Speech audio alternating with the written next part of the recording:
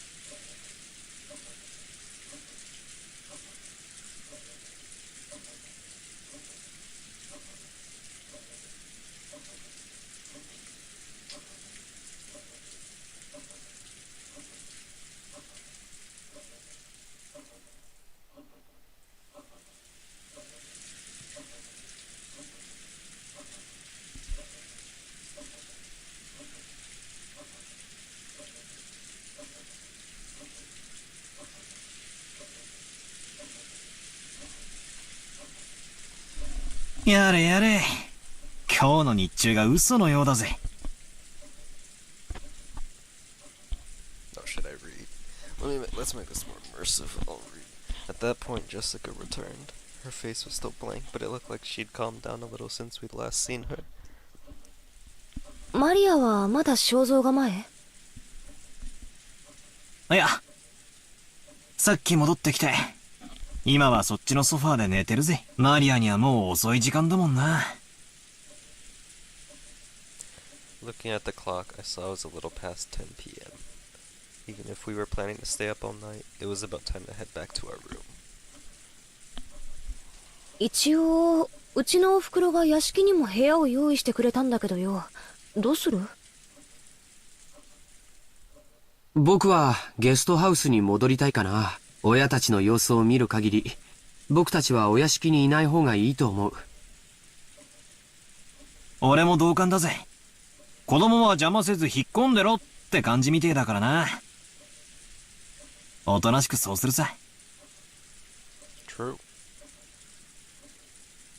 As we were talking about this, Aunt Rosa came into the parlor. She was looking all over restlessly, probably trying to find Maria. ローザおばさん。マリアならそこのソファーっすよ。ありがとう。すっかり眠っちゃってるわね。ベッドに移さないと。よかったら僕がベッドまで背負っていきましょうか。ありがとう。助かるわ。ジョージ君たちはゲストハウスに戻るの？それとも夏日姉さんが用意してくれた部屋に泊まるのかしら？今話し合ってました。ゲストハウスへ戻ろうかって話になったところです。そう。ならマリアも一緒にしてあげてもいいかしら。いとこのみんなと一緒の方がきっと安心できると思うしね。Behind those words, she seemed to be concealing some regret that the adults, herself included, had deeply hurt Maria's feelings. 任してくださいよおばさん。何しろこっちにゃマリアをあやすことに関してはエキスパートがいるっすからね。それは僕のことかい？僕だけじゃ無理だよ。みんなでだよ。そうだぜ。バトラだってあんなにもマリアと意気投合してふざけ合ってたじゃねえかよ。As we said this, Aunt Rosa smiled, looking truly happy. みんなありがとう。私たちの話し合いはだいぶ遅くまでかかりそう。だから申し訳ないけどマリアをみんなにお願いするわ。おーい、マリア。熟睡か？ゲストハウスに戻るぞ。Maria muttered something indistinct, rolled over, and fell back asleep. It looked like she was sleeping deeply. すっかり寝込んじゃったようだぜ。起こすのは悪いな。うん。僕が背負うよ。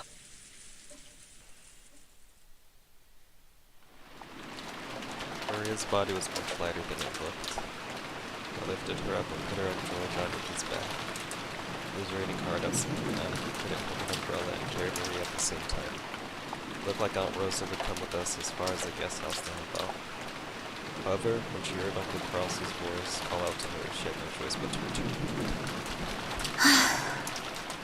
困ったわね。もう戻らないと。皆さん、ゲストハウスまでお戻りですか？ After we left the hall on the way to the entrance, the door to the server room opened and Shannon Chan stepped out. だいぶ暗くなっておりますので、私がご案内させていただきます。ちょうどよかったわ、シャノンちゃん。ジョージ君がマリアをおぶっていてくれるの。傘をさしてあげてくれないかしら。はい、かしこまりました。Shannon brought umbrellas for each of us and a flashlight to guide the way.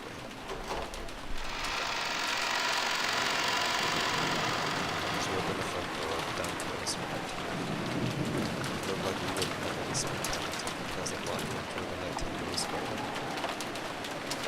兄貴、重くねえか？俺が背負うぜ。大丈夫だよ。マリアちゃんくらい背負えるよ。本当にありがとうね。マリアをよろしくお願い。わかりました。じゃあ、おやすみなさい、おばさん。それでは、お送りしてまいります。ええ、よろしく。Aunt Rosa watched us leave. マリア、いつもごめんね。Rose's lovely voice that matched the person in question or any of the kids but disappeared beneath the sound of the ground.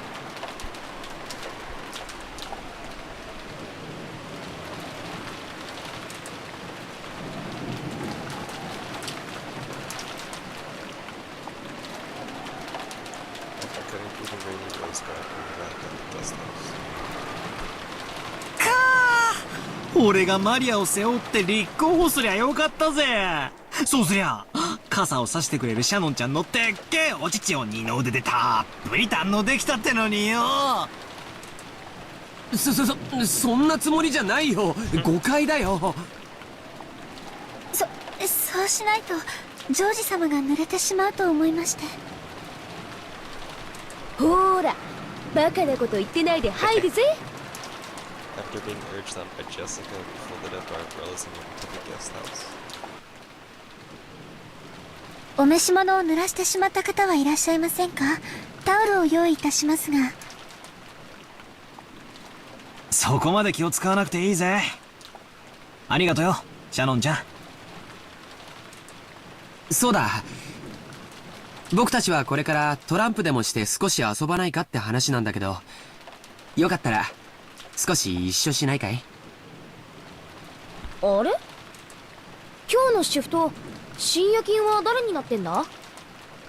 親族会議中は特別シフトになってたと思いました。少し変更も出てるみたいなので、ちょっと確認してきます。ああ、わざわざ屋敷に戻らないとわからないんなら無理に。大丈夫です。ゲストハウスの使用人室でわかりますので。ちょっと失礼しますね。Shannon gave a quick bow and went to the guest house serving. The rest of us headed for the cousin's room, decided to put Marie to bed for the time being. Marie was sleeping very deeply. There was absolutely no sign of her eyes opening. For now, we'd get some soft drinks out of the room's refrigerator and drink those or play cards or something.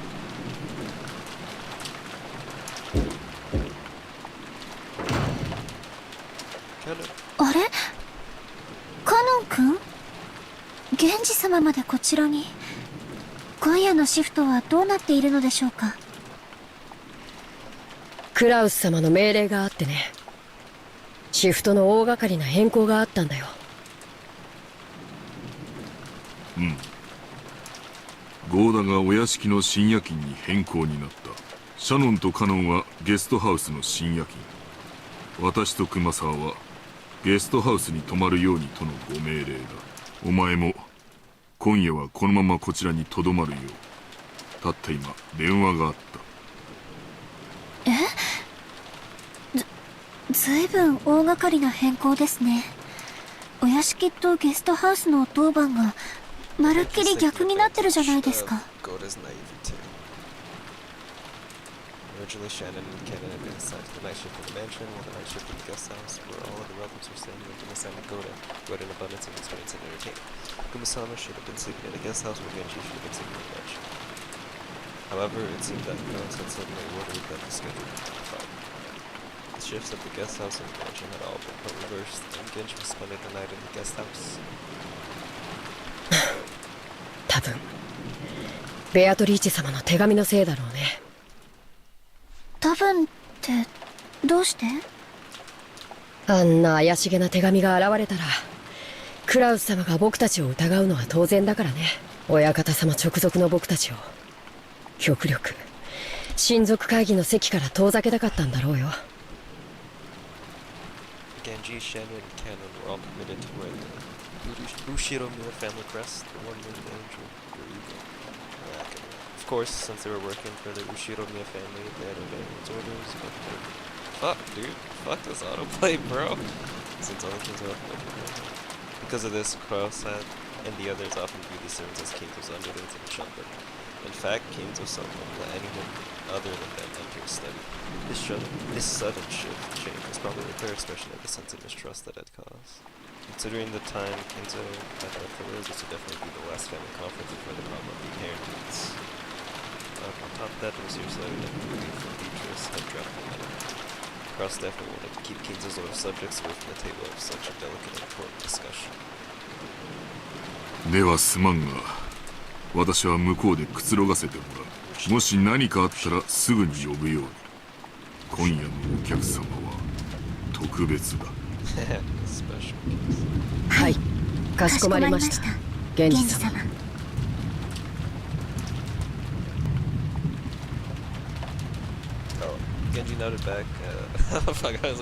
今お戻りになられたのはお子様方。親族の方々はお屋敷で会議を。だいぶ長引きそうな雰囲気だったかな。なら気楽だね。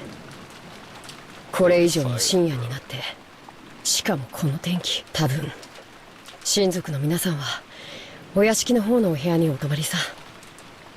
多分ね。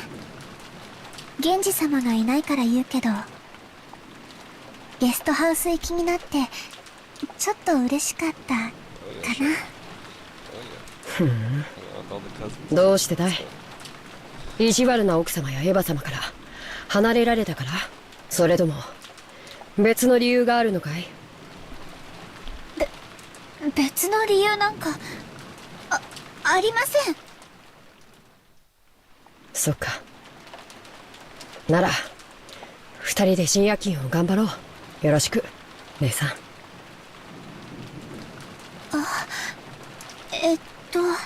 私ついさっきお子様方にお部屋で遊ばないかとお呼ばれしてて。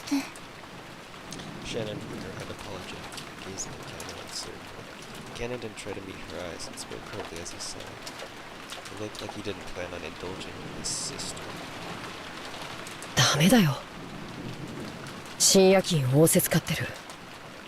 それに僕たち家具には遊びのお誘いは必要ない。わかるね。そんなこと分かってます。Shannon's shoulders drooped slightly. She had already expected that Cannon, a stickler for rules, would say something like that, but she still seemed a little discouraged. As Cannon flipped through a logbook, he spoke without facing Shannon. ならお子様方お待たせしてしまってるね。深夜勤に当たってしまったからご一緒できないと謝ってこなきゃ。行ってきなよ。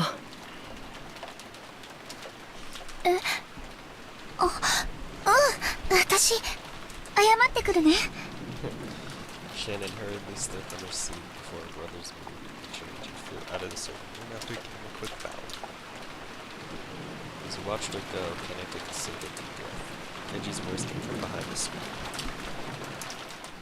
カノン、私がここにいるからお前も行くといい。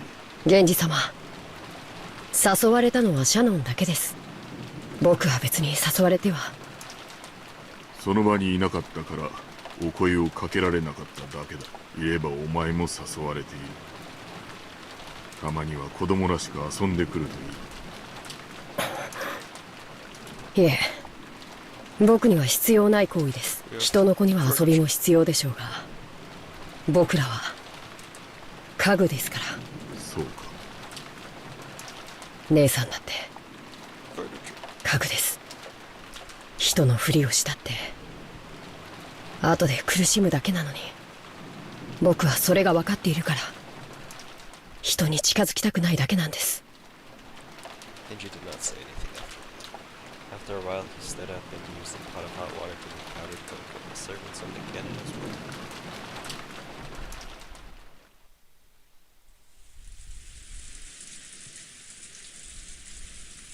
そりゃ本当かよ。そりゃ知らなかったぜ。バカ、声が大きいぜ。マリアが起きちゃうだろ。 Bowler was so surprised that he yelled obnoxiously and scattered his cards everywhere. His voice caused Maria to turn over once, but she soon fell back into a deep sleep. Jessica gave him a jab and he lowered his voice. いや、しかし言われてみれば確かにそれっぽい雰囲気はあったんだよな。なるほどな。ジョージの兄貴がな。 George couldn't be seen anywhere in the room. A short while ago, while Shannon came into the room, George suddenly said that he'd forgotten something in the mansion and needed to go back and get it. Shannon said she would guide him just like she had on the way to the guest house, and the two of them departed together. So it's like that, huh? いや、昔からそれっぽい気配はあったんだぜ。好きなものを聞いてきたり、趣味を聞いてきたりさ。単に関心を持つだけにしてはどうもなんて思ってたらよ。そういや、昔っからジョージの兄貴はシャノンちゃんにやたらと優しかった気がするぜ。なるほどな。 S-I-M-P Simp.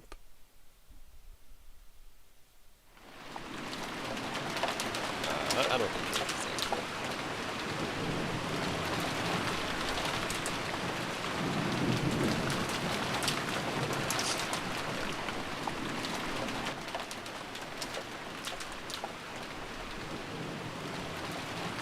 Oh. 天気予報によると今夜が一番ひどいみたい。明日いっぱいも止まないらしいけど、もう少しマシになるそうだよ。そうですか。では明後日までは船は来られないかもしれませんね。ジョージ様の月曜日のお勤めに差し支えが出ないか心配です。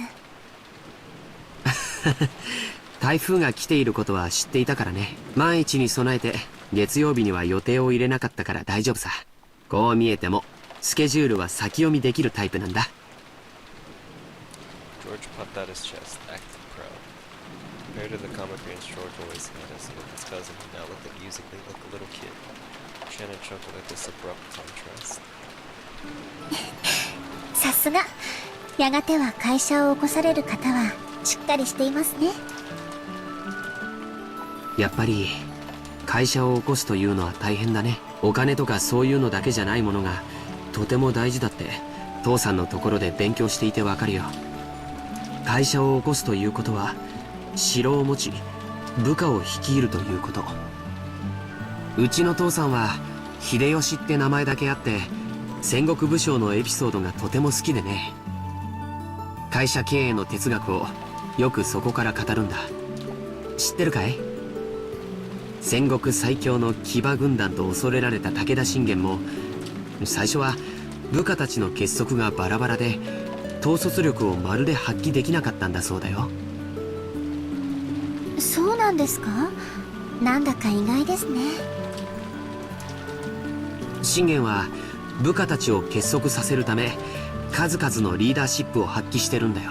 例えば戦場で武功を立てた部下に対しすぐその場で報奨を与えたり、普通こういうのは戦が終わってからまとめてやるものだからね。それを戦場の本陣の中にいながらまめにやり続け、部下の武功を素早く評価しやる気につなげたというのは非常に大きいことだよ。それから部下が病気で伏せった時には誰よりも早く駆けつけお見舞いをしたとかね。武田信玄は戦国最強の騎馬軍団を率いただけじゃない、戦国一の部下思いの人だったんだよ。そんな方だから部下の皆さんもついてきてくれたんですね。The truth was, Shannon had already heard this story several years ago. Whenever a discussion of his father led to a certain topic, he was well and was having a great time. So Shannon just smiled at the確かに資本主義の世界ではお金は力で石垣の高さでもある。でもね、戦も城も自分一人じゃ成り立たない。大勢の部下に支えられその力を借りて初めて成立するものなんだよ。それを理解してから父さんの背中を見ると自分がいかに未熟で父さんがどれほどの切磋琢磨をして今日を築き上げてきたかがよくわかるんだ。ジョージ様はお父様のことをとても尊敬されているんですね。羨ましいです。あ、ごめん。別にそういう意味で言ったんじゃないんだよ。すみません。私も別にそういう意味で言ったつもりは。two of them awkwardly looked at their feet. Shannon had no parents. She had been brought up in an orphanage owned by Kinzo called the Three House. Under the guidance of Kinzo, their honorary director of the orphanage offered members who excelled the chance for on-the-job serving experience. Their efforts met with Kinzo's approval, they'd be able to leave the orphanage work as servants for the Umineko family.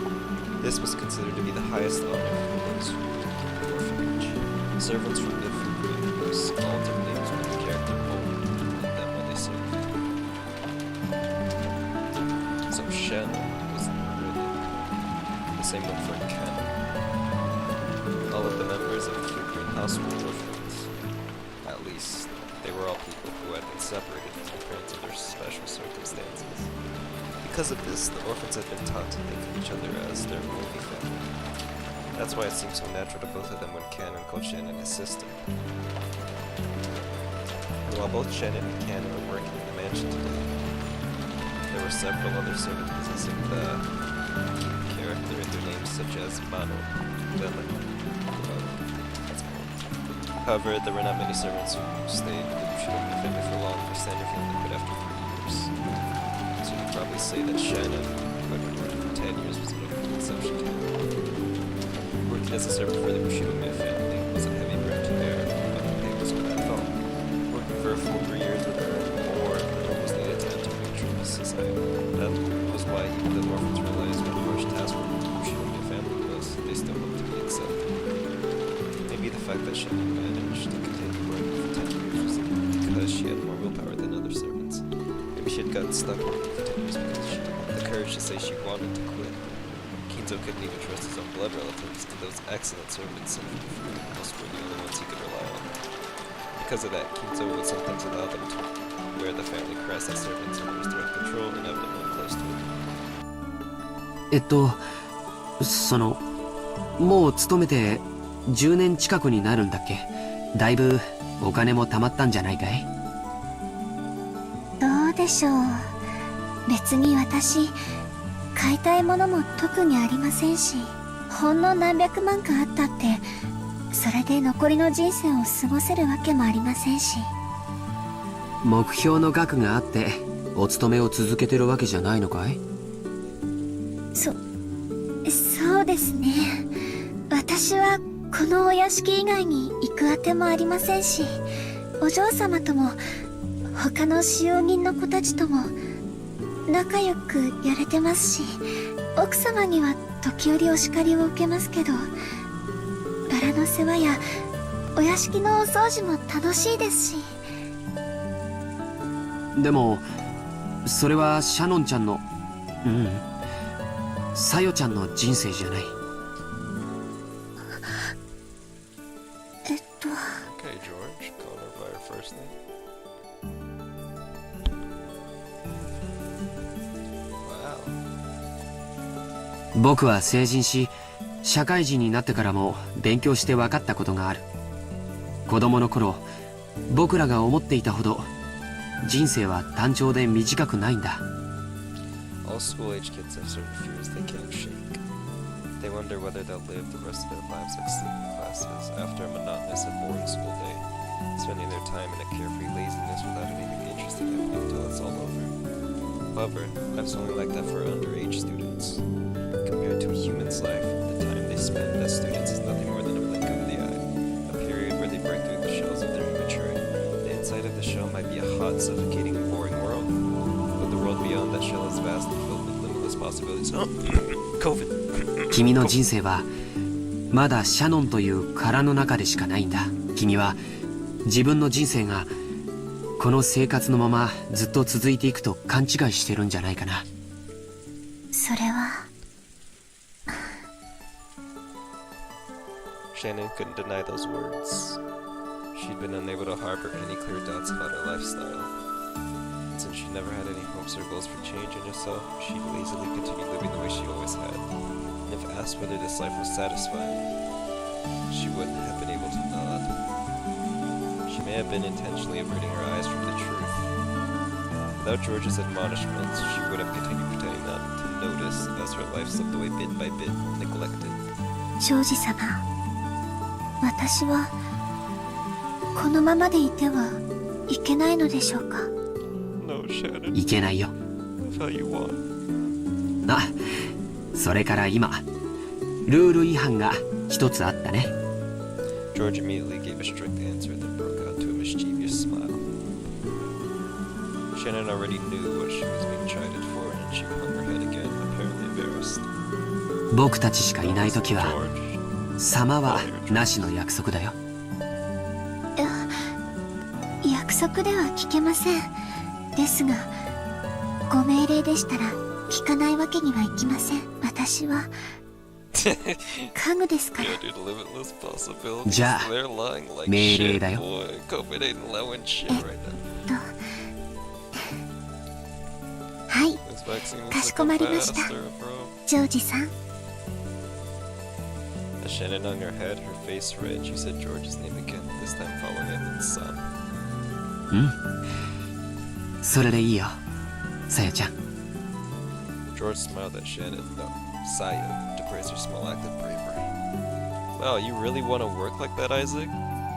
Fucking... What if you have to work with Goda, bro? Hell no, I know you don't want to work with him. They talked about the many memories they'd built during the relationship that no one else knew about. Every once in a while, a flash of lightning would attempt to interrupt them, but this could sully neither roses nor the time they spent blushing at each other. Oh, they're like high school sweethearts, wow. That's nice. But, so are they the two that are gonna be broken apart now? I wonder. そうだ、君に見せたいものがあって。 A ring? なんでしょうか？ George, who had been speaking eloquently, suddenly started to stutter. Watching him, Shannon seemed to guess something. George timidly searched through his pocket. Something got caught in the depths of his pocket, and just like the stuttering George, it took a little while to get it out. It was a very small box. A small box covered in a deep blue velvet. That peculiar shape was enough to tell anyone what was resting inside. Shannon had prepared her heart somewhat certain beforehand that this was what he'd been planning. But even so, when she actually saw it, she couldn't avoid blushing once more. George opened the small box, took something out, and held it out for Shannon to take. これを君に受け取ってほしいんだ。このような高価なものは、お受け取りできません。受け取れない？いえ、こんなもの、私には、過ぎていて。さよ、これはお願いじゃない。命令だよ。この指輪を受け取って、ね。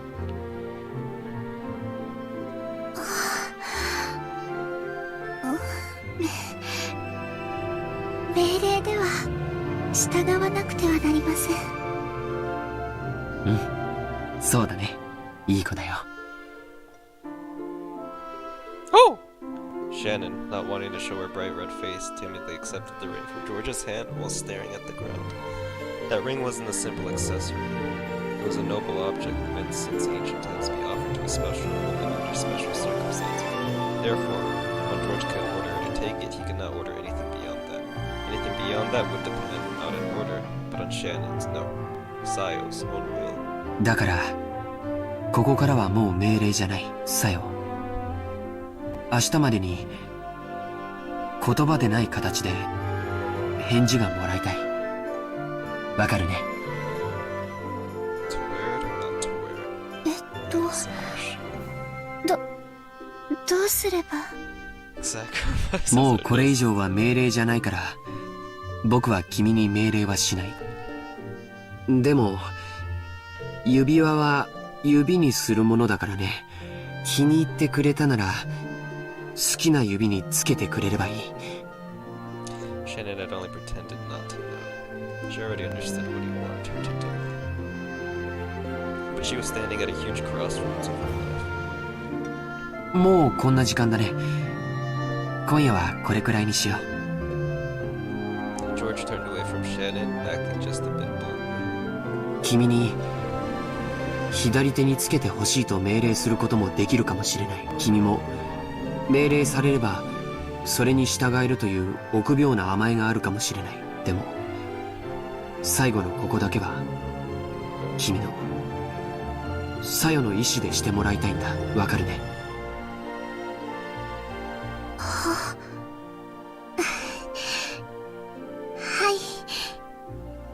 い。だからそれが命令。今夜よく考えて明日その返事を見せてほしい。Shannon nodded back. Today was the culmination of their many days spent together. This moment certainly hadn't come as a surprise to Shannon. そろそろゲストハウスに戻ろうか。これ以上遅いとみんなを心配させちゃうよ。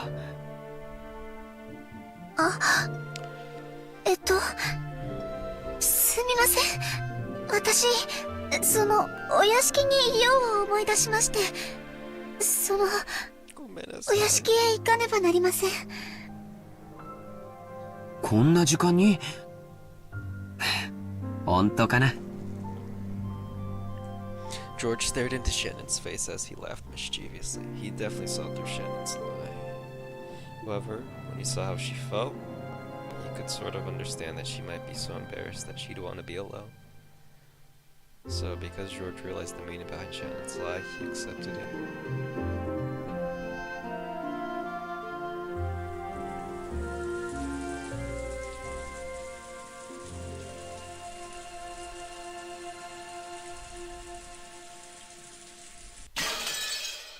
Wow.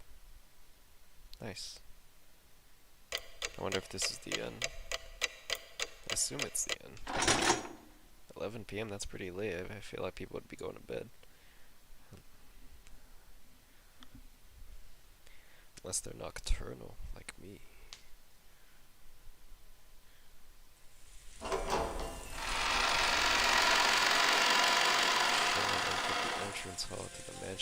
tottering gait. A mixture of exaltation and uncertainty gave her a feeling that she couldn't easily describe. It swelled up in her chest until she felt like it was about to burst. After stopping for a second in front of the servant room to take a deep breath and calm her heart, she opened the door. Inside, Goda, who had been ordered to take the midnight shift at the mansion tonight, was absorbed in a worn-out crossword puzzle magazine. He looked up for an instant to see if one of the family had come, but he realized it was a fellow servant who returned to his puzzle as if nothing had happened. 源氏様より郷田さんのお手伝いにつくように言われてまいりました。ああ、そうですか。それは助かります。そろそろ戸締まりの見回りに行きたかったのですが、ここを開けてもいいものか困っていたのです。何しろ旦那様方の会合はまだだいぶ続きそうですからね。いつ何時お茶のご用命があるかもわかりませんし。そうですよね。ではどうしましょうか。私が留守番を。ではシャノンさん、申し訳ありませんが、お屋敷内の見回りをお願いします。私はここで親族の皆さんのご用命の待機をしておりますので。はい。Shannon was slightly disgusted. Even though she'd come here to help out as a favor, she was casually being forced to do the job of the person actually on duty. Furthermore, after one-sidedly forcing that task on her, Goda returned to his magazine once again and became immersed in his crossword puzzle. Shannon bowed her head as a token sign of respect for her elder, then left to the room to patrol the mansion. Thanks to her being a bit ticked off, she managed to suppress that floating feeling she'd been having to just now. Anyway, she couldn't let Genju Ken see her looking like this. She'd want a little time to herself until her heart calmed down, so maybe going to patrol wouldn't be so bad.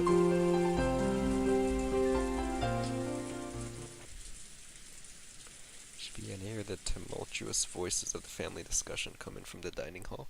Someone was speaking at great length, only to be interrupted by someone else. The second person also began to speak in a very long, drawn-out fashion until yet another person interrupted, but I kept on repeating.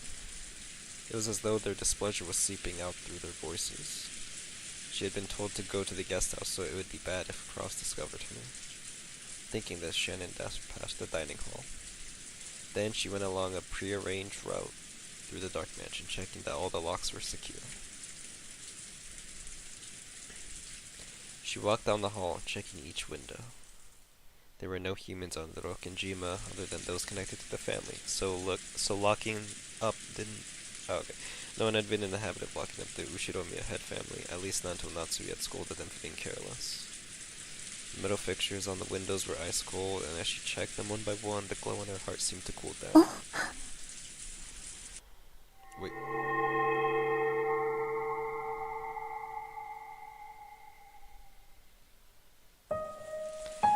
At that time, she thought she saw something twinkling across the hall. Twinkling? How could anything be twinkling through the darkness of the hall? She figured she must have been imagining it, but she still held her breath. Grasping a curtain, she fearfully gazed down the hall. However, other than the occasional crack of thunder brightening the hallway, she was unable to glimpse any flicker again. It must have been her imagination, after all. Maybe her heart was so agitated that she had seen something that didn't even exist. Shannon went back to checking the windows. However, a certain unnerving memory was resurrected in the back of her mind. It was that ghost story, which had been passed down amongst the servants who served the Ushiromiya head family. The mansion had two different masters, one of the day and one of the night. Beatrice, the master of the night, would sometimes fly around the mansion in the form of sparkling butterflies. That was the story. Come to think of it, didn't Kannon once say he'd seen it with his own eyes? Though he got sulky when I said he must have been imagining it and refused to believe him. Could it possibly be true? The roar of the thunder gave no answer.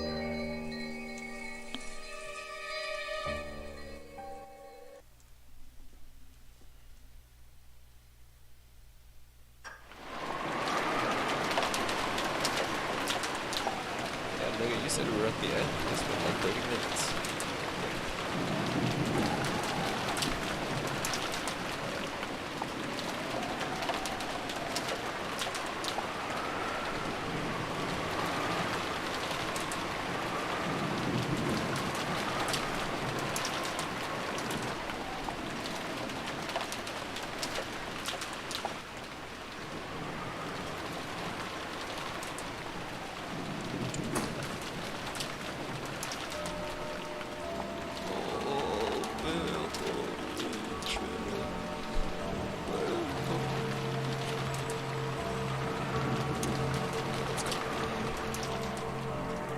come out of the baby.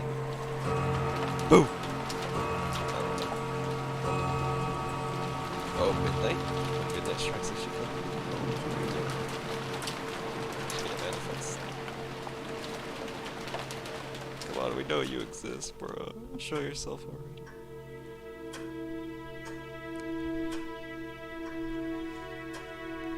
God. Dude, that sounds so cancer, bro. Just arguing all night, non-stop, coming to no consensus. Okay.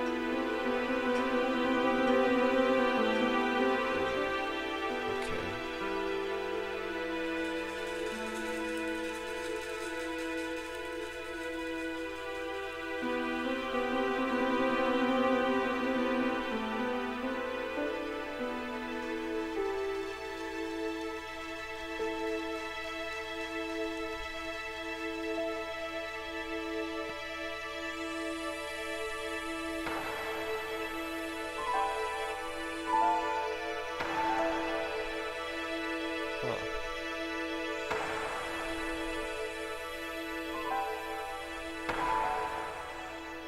Achievement unlocked. 24 hours.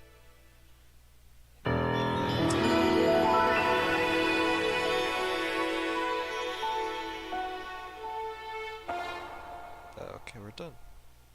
Wow. Nice, nice. Very nice, Shizacha. Oh, god damn, okay. Nice.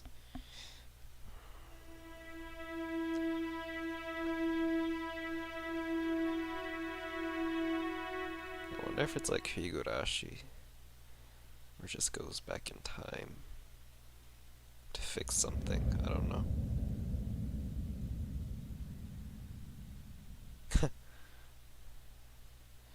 Or maybe not, I don't know. I doubt it. Genji tightened his bow tie and looked outside through the crack of the door. Maybe the rain had died down a tiny distance this night. The thick rain clouds didn't seem like they'd be letting out trace of the morning sun came back. The morning was dim and far from refreshing. やはり今日いっぱいはやみそうにないか。お待たせしました源氏様。 Cannon finished checking his appearance and exited the washroom. Under normal schedule, it was rare for anyone to have to suffer going straight from a midnight shift to an early morning shift. They were on a special schedule for the 2 days of the family conference. However, unless the typhoon passed today, the relatives stay on this island and last until tomorrow. Cannon thought it best to be prepared for the special schedule to last an extra day. The two of them left the guest house opening the umbrellas. The rose garden had been devastated by the wind and the rain on the previous night. Even though they spent several days making it beautiful to welcome the guests, one stormy night was enough to hurt. Canyon sighed. The two headed for the mansion. They were supposed to meet up with Goda and prepare breakfast. Goda was such a perfectionist that he'd probably already woken up and was probably already preparing breakfast as exquisite and elegant as possible. They reached the overhang by the entrance to the mansion and folded up their umbrellas. Genji took a bundle of several keys from his pockets and locked the front door. Shiromiya family mansion was the only thing on Orokenjima, so in the past they hadn't been in the habit of locking up. However, Natsue had ordered the mansion to be locked up from midnight to early morning. Ever since then, unlocked the door the morning had become part of the servant's morning shift. This task had been given to Genji and Cannon, so that Goda could start preparing breakfast as soon as he woke up. Silence had fallen in the mansion, giving the impression that the mansion itself was still asleep. では朝の仕事を始めよう。はい。 Two of them split up and began opening the curtains throughout the mansion. The curtains stayed closed, the mansion would remain enveloped in faint darkness, as though it was still trapped in the previous night. Following a well-rehearsed procedure, Cannon went around the mansion opening the curtains for one window after another without having to retrace his steps once. Even with this horrible weather, drawing the curtains made it feel like just a little bit like morning. While doing that, he passed in front of the kitchen. Even though he hadn't smelled anything yet, his stomach started aching for some of Goda's prized cooking. おはようございます。I tried to greet Goda, who should have been getting breakfast ready, but Koro was nowhere to be seen. Yeah, I knew something like this was gonna happen. The kitchen was darkly lit, and not only were the curtains not open, but the fan wasn't even running. It was still cold, without any traces of a fire being lit, so of course there were no signs of breakfast being made either. Though it would have been inexcusable, perhaps Goda had overslept. I think everyone in the mansion had. Even servants are only human. They sometimes sleep in and show up late. In the rare case that such a thing happens, it's part of a servant's code to hide the unsightly scene before anyone notices, smoothly to cover it up. Make sure the family never even realizes that anything was going on. Cannon took the receiver of the phone that had been fitted to the wall and dialed the number for the extension line in the servant's sleeping room.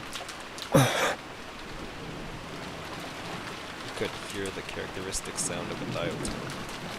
Cannon tried picking up the receiver again, but even so, he couldn't hear the unusual dial tone. He tried dialing again, but it had no apparent effect. Could the lightning last night have damaged the machine, breaking the extension line? The equipment in this mansion was all worn out. Cannon fully understood that even the smallest thing could have caused it to break down. He gave up trying to wake Goda with the phone and dashed over to the servant's sleeping room.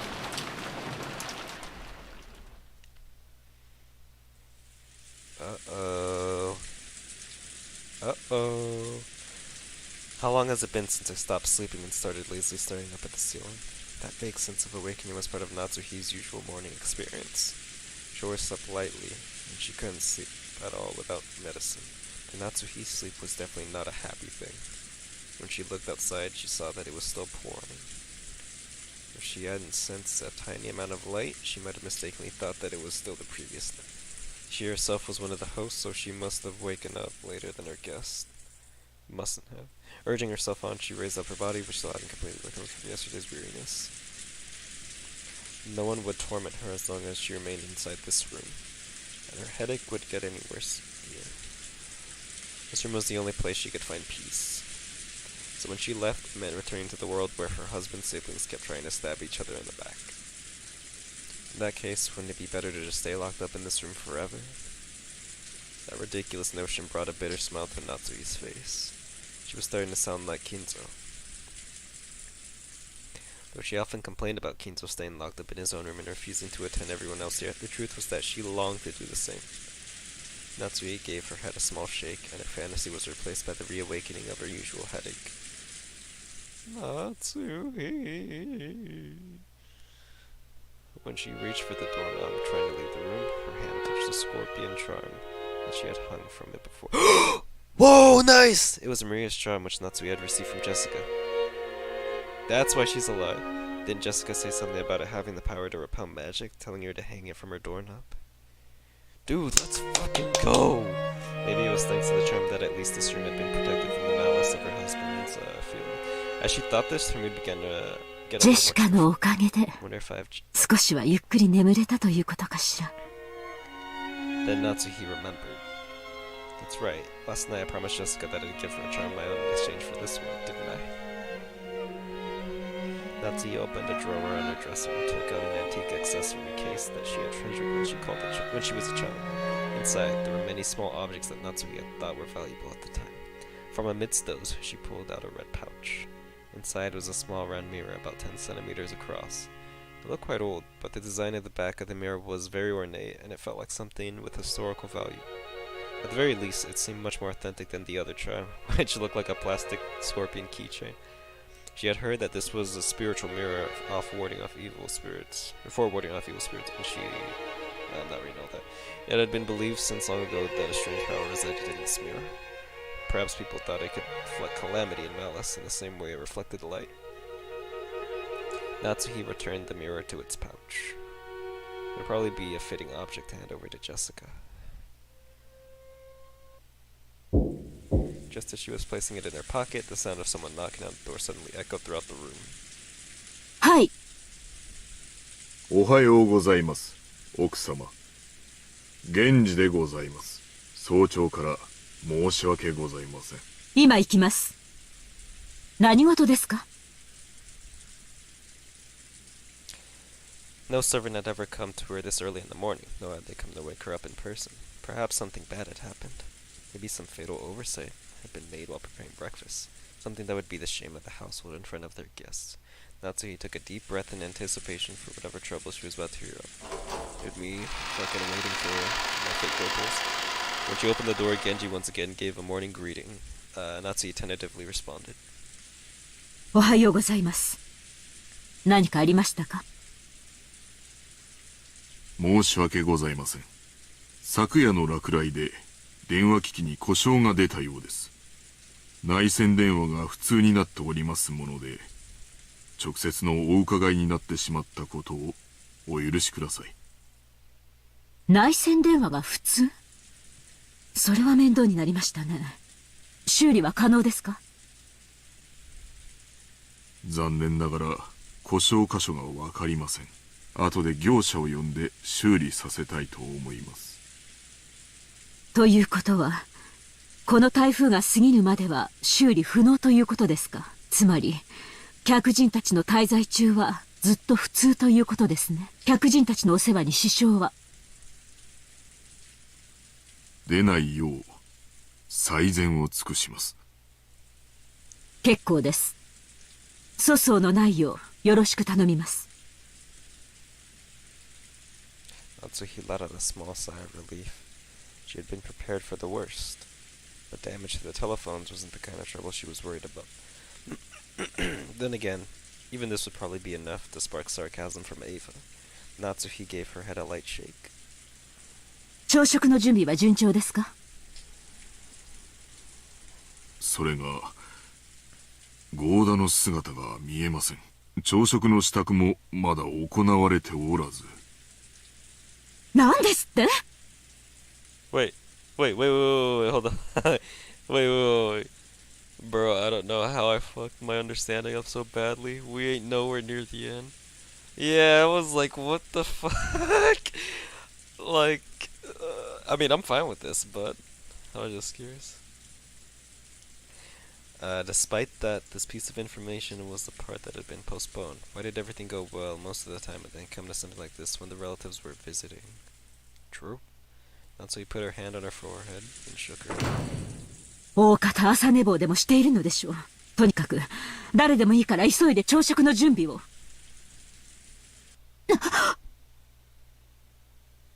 We're halfway through? What? Natsuhi exited into the hall and turned in. Oh, the creepy thing she saw there silenced her completely. It was an unpleasant sight, as though someone had dipped their fingers in a reddish-black liquid and scratched through the knob. It was probably some sort of awful prank, arranged by some person who wanted to make it look as though they tried to force the door with bloody hands. これは何のいたずらですか？悪趣味な。私も今ここにお伺いして初めて気づきました。後ほど清掃いたします。大方趣味の悪い客人の冗談でしょう。不愉快です。実に不愉快です。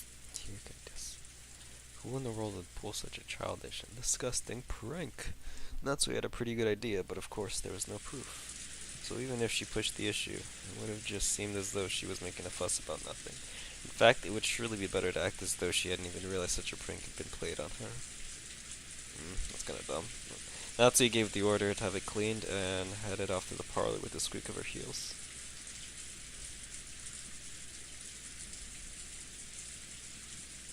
Oh, they're alive.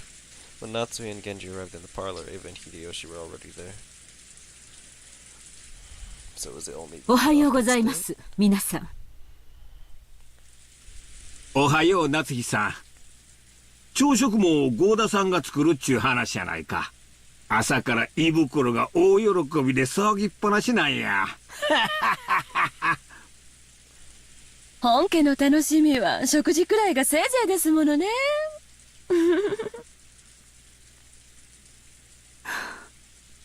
エヴァさんも朝からご機嫌がよろしいようで何よりです。With a weary expression, Natsuhi returned Ava's gaze, which was fiercely competitive despite the early hour. But cannon jogged him.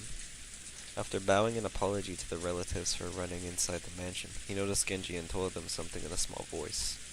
カノン、ゴーダはまだ見つからないのですか？申し訳ございません、奥様。お屋敷内もゲストハウスも回ったのですが、まだ。一体どこへ行ったというのです？とりあえず今はゴーダより朝食の準備が先決です。至急対応しなさい。Feed them. はい。 I'm hungry. Cannon glanced at Genji. It seemed, yeah, I was about to say, what glare? It seemed he had something else to report, but was uncertain whether or not the words would, Genji nodded and decided to give the report himself. 奥様、ゴーダだけではありません。旦那様の姿もありません。主人が？はい。奥様より先に旦那様に朝食の準備がないことをご報告しようと思い、寝室をお伺いしたのですが、お姿がありませんでした。それから旦那様だけではありません。ルドルフ様ご夫妻とローザ様のお姿もありません。ゲストハウスにも屋敷にもですか？はい。ゲストハウスの部屋にもおられません。Kinzo's probably alive. When she'd heard that Goda alone was missing, she'd assumed he'd slept in or was loafing around somewhere. However, now that she'd learned that several of the relatives were also nowhere to be seen, she began to take a slightly more optimistic view. Could last night's family conference have continued all night up until the present moment? If so, they might have wanted to cool their heads after being shut in a stuffy room, going out for walks on their own through the rain. The part about cooling their heads really sounded like something Kraus would say. Goda had probably summoned and accompanied them and aid them in some way. Goda was not a man who lost track of time. He had to understand that preparations for breakfast would be hindered if he did not return. However, maybe the family conference would continue until this very moment, with an atmosphere that would make it hard for anyone to slip out. Yes, that theory would be quite convinced for Natsuhi, but why don't you ask Eva and Hideyoshi? She remembered the illusion she felt that morning, as though the previous night had never ended. When she learned that the feeling wasn't just an illusion, she once again took a deep, weary breath. After all, that banquet of filthy vultures circling Kinzo's property was still going on. Ask Hideyoshi and Eva. 大方、庭園のどこか、あるいは海岸の方で相も変わらず遺産の話を繰り返しているのでしょう。とにかくゴーダを呼び戻さなくてはいつまでも朝食の準備が整いません。ってことはなんや、兄さんたちの話し合いはまだ続いとるんか。She had planned to say it in a small voice, but Hideyoshi overheard Natsuhi and managed to grasp the situation. 兄さんもルドルフもタフね。ローザの場合は若さかしら。私たち夕べの24時過ぎにはもう眠くてベッドに戻らせてもらったんだけど、確かにあの時点でもまだ兄さんたちは熱論を交わしてたわ。男って熱くなると嫌ね。Natsuhi snorted, her face still blank. カノン、表を探してらっしゃい。ゴーダを見つけたらすぐに戻って朝食の準備をするよう伝えなさい。かしこまりました。夏日姉さん、表とは限らないわよ。お父様の書斎ってことはないかしら。なるほど、考えられん話やないで。どういう話の流れかはわからんが、お父さんの主催に場所を移してお父さんにも混じってもらって議論を続けてるっちゅう可能性は十分あるやろ。そのような汚らわしい話題を好んでお父様が書斎へ招き入れることなど考えられません。あらそう。じゃあ仕方ないわね。源氏さんとカノン君は申し訳ないけど外を探してきてちょうだい。確かに兄さんなら頭を冷やすために外を散歩しようなんて言い出しても不思議はないわ。たとえこんな天気でもね。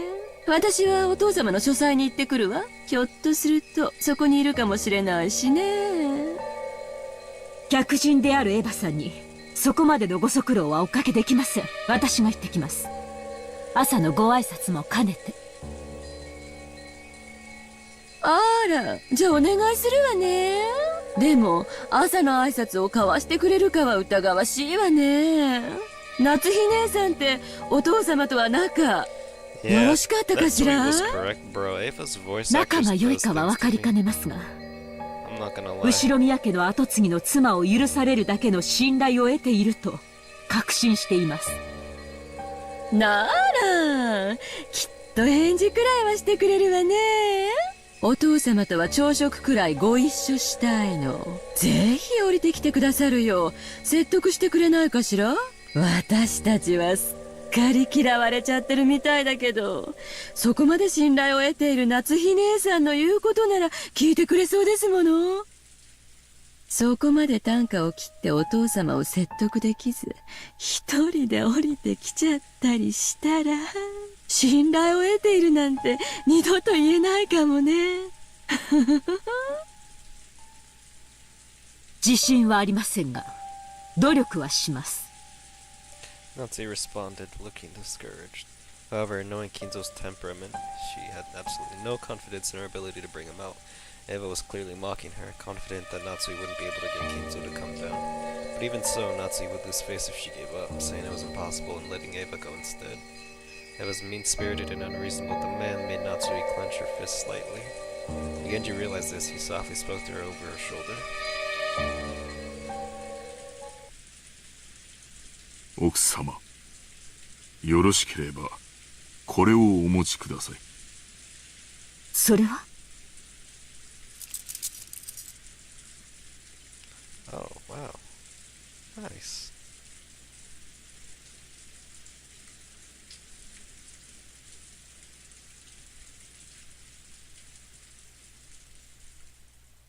でもこの鍵を使ったら、あなたも咎めを受けるのではありませんか？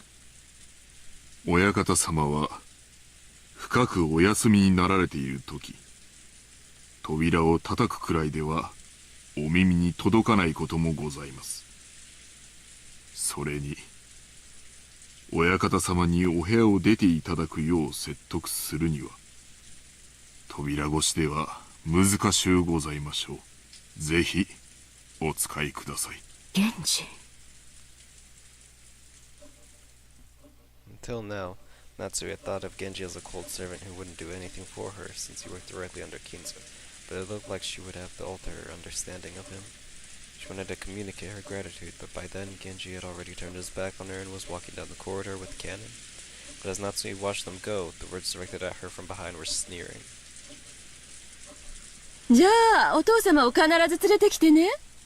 息子のかわいい嫁の言うことですもの。きっと聞いてくれるわよ。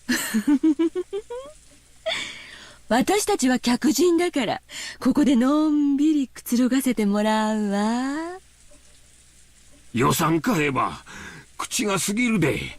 すまんが夏日姉さん、お父さんのことをよろしく頼むわ。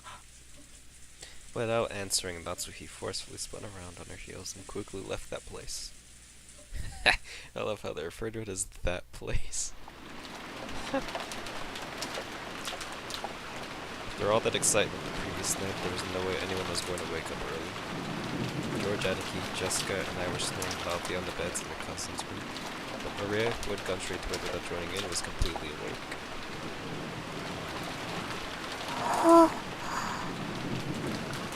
As she rubbed her sleepy eyes and looked around, she was met with the loud snoring of the other three cousins. For a while, Maria had to think about what had happened. After that, she realized that her mother wasn't with her, and she got quite lonely, or she quickly got lonely. Maria left the cousin's room, trying to head to the room that had been arranged for her and her mother. Oh! Paying no heed to the three who were sleeping soundly, she slammed the door shut. In response, badly mumbled and rolled over in his sleep, but it wasn't enough to wake him up. After a while, Maria returned once again, opening the door with a lively bang. When she had left the room, her face had been sleepy. Now that she was back, she looked irritated. After that, she climbed up on Badly's bed, which happened to be the closest, and started yelling and chopping on it like it was a trampoline.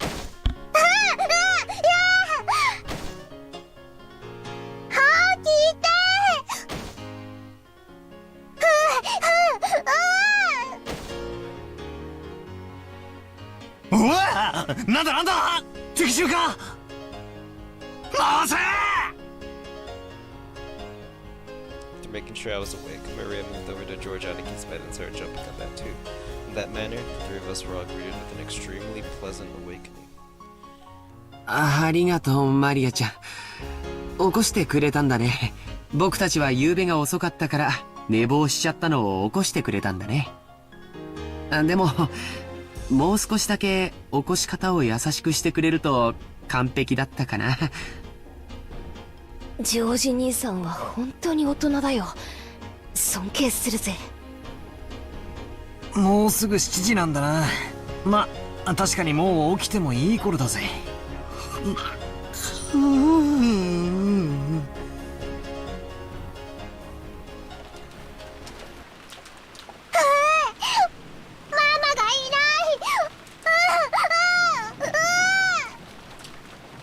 ローザおばさんが部屋にいなかったの？もう起きてお屋敷の方に行っちゃったのかな。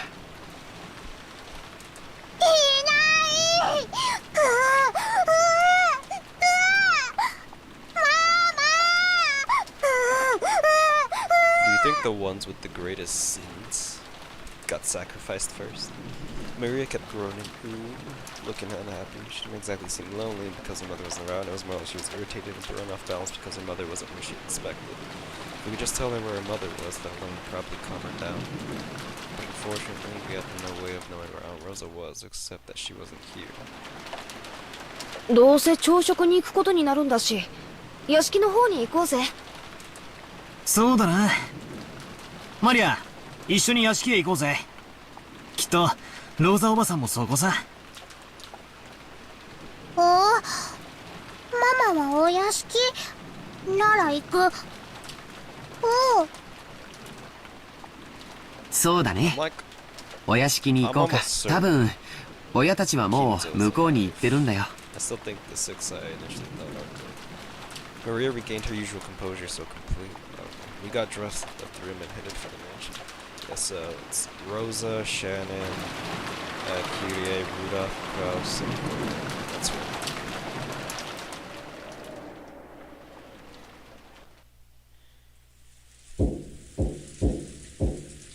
Once more, there was a knocking sound on the study door. But there was no answer. He seemed to be sleeping still and I could not wake him. If she went back downstairs and said something like that, Eva would probably be amused and triumphant. And even putting Eva aside, it was problematic that Kinzo had stayed shut away during this entire once-a-year conference, not even coming down to greet anyone.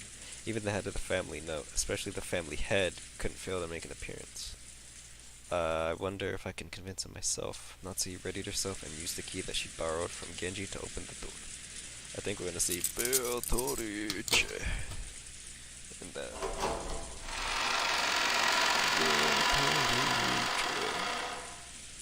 Oh. Even though she was prepared for the sweet stench which seemed to eat into one's brain as it poured out the small crack in the door, she couldn't help but glance, thinking that he might still be sleeping. Natsu entered the room quietly. Oh, okay, he's alive. When she did, Kinzo was already awake and looking down out of the window. お目覚めでしたか。おはようございます。どうやって入ったのか。Kinzo spoke with his back still facing her. His voice was not harsh but calm. Natsuki was slightly reassured. However, though he was awake, he wouldn't have ignored all that knocking if he was in a good mood. Natsuki wasn't able to relax. 申し訳ございませんでした。源氏さんにお願いして書斎の鍵をお借りさせていただきました。ほう、源氏がか。我が友がそれに足ると思ったならば話を聞かぬわけにもいくまい。して私に何用か。はい、もうじき朝食の準備が整いますが、ぜひお父様にもおいでいただきたく思いまして。朝食はここでとる。いつものように運ばせるがいい。しかしお父様、年に一度の親族会議です。せめてお顔をお見せになってください。下に降りて私の死後遺産をどのように食いちぎるのかを決める議論に加われというのか。バカらしい。そのような話は私を抜きで好きに進めるがいい。そしてそれが親族会議だというなら、私がこの部屋を出るほどの価値はない。私は忙しいのだ。構うでない。His last words carried the threat that any further questions would not be appreciated. Natsuhi realized that adding any further pleas would finally bring his wrath down upon her. She didn't look forward to facing Ava's sarcasm, but there was nothing more Natsuhi could do. そうですか。わかりました。みんな残念がるでしょうが、そう伝えます。Natsui decided to give up. Bowing silently, she tried to leave the room before Kinzo's spasmodic temper could flare up. That was the wrong move, Ava, or Natsuhi. Oh, as she did, Kinzo spoke to her. His voice was so calm and gentle, it felt like it came from an entirely different person. Natsuhi, 後ろ宮の家に嫁ぎ、もう随分になるな。はい、後宮を名乗ることを許されてからもう随分になります。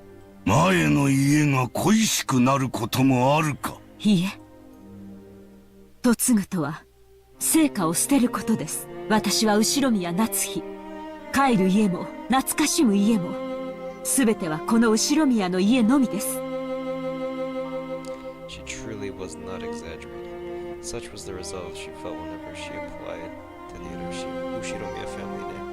That's precisely why she was so saddened when her husband didn't treat her like an Ushiromiya, leaving her to... クラウスが女で、お前がその夫であったなら、いや、それは言うまい。それはどういう意味ですか、お父様。Natsuhi was shocked. If Kinzo's words just now were what they seemed, it would have been more than enough to make up for all she'd suffered up to that point. 忘れよ。年寄りのざれ言だ。Kinzo once again faced away from her. He told her to forget it, but Natsuhi couldn't help feeling a warmth in her heart. お父様、この夏日は血はつながらずともお父様の娘です。後宮家の名誉も栄光も、そしてお父様が残されたものも全て、この夏日が必ずや守ってみせますから。お前に片翼のわしをまとう資格はない。しかしお前の心には確かに片翼のわしが刻まれている。ならばお前は間違いなく我が血族で後宮家の栄光を引き継ぐものだ。お前の衣服にわしがないことを嘲笑う者もいよう。しかしそれに耳を貸すことはない。心にわしを持つ者だけが真の私の血族なのだ。お前を後宮家に迎えられたことを今は光栄に思っている。 Man, she is elated. Without saying anything more, Kinzo remained with his back to Natsui. However, Natsui couldn't help but feel something warm all up inside her that she hadn't felt since long ago when she had just been married into the family. Natsui bowed silently back and left his room. あら、ちょうどいいタイミングだったわね。お父様の様子はどう？あんまり遅いから様子を見に来ちゃったのよ。 When Natsuhi left the study, she saw Ava climbing the stairs, and their eyes met.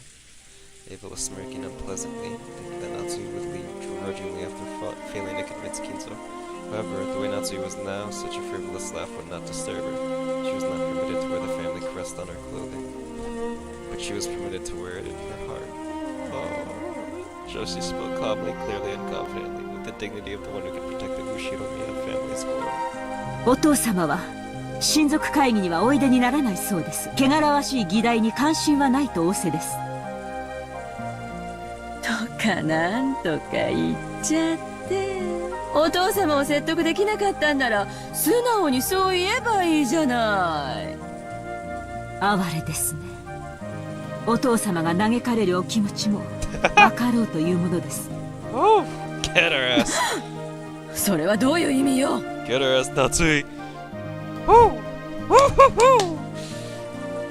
Just as Kinzo had done earlier.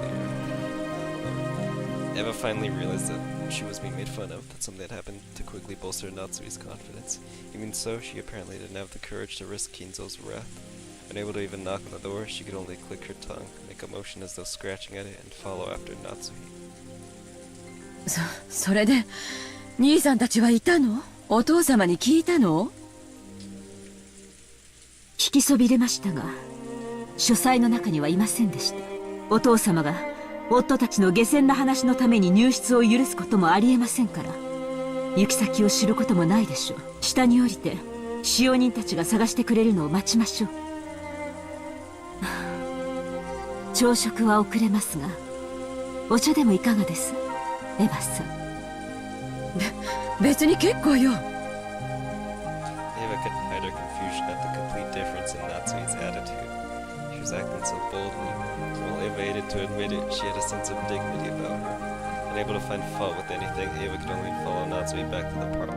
I know this is your best girl, bro. I know she is now. She did a Marianne, bro. When the two of them returned to the parlor, Hideyoshi had been joined by the 4 children and Nanjo. Genji, who had been talking with Hideyoshi, reported the current situation, and when he noticed that Natsui had returned. 主人たちはまだ見つからないのですか？はい、申し訳ございません。あと熊沢が朝食の準備に入りました。もう少し時間をいただきたいとのことです。Wait, hold up, you just skimmed?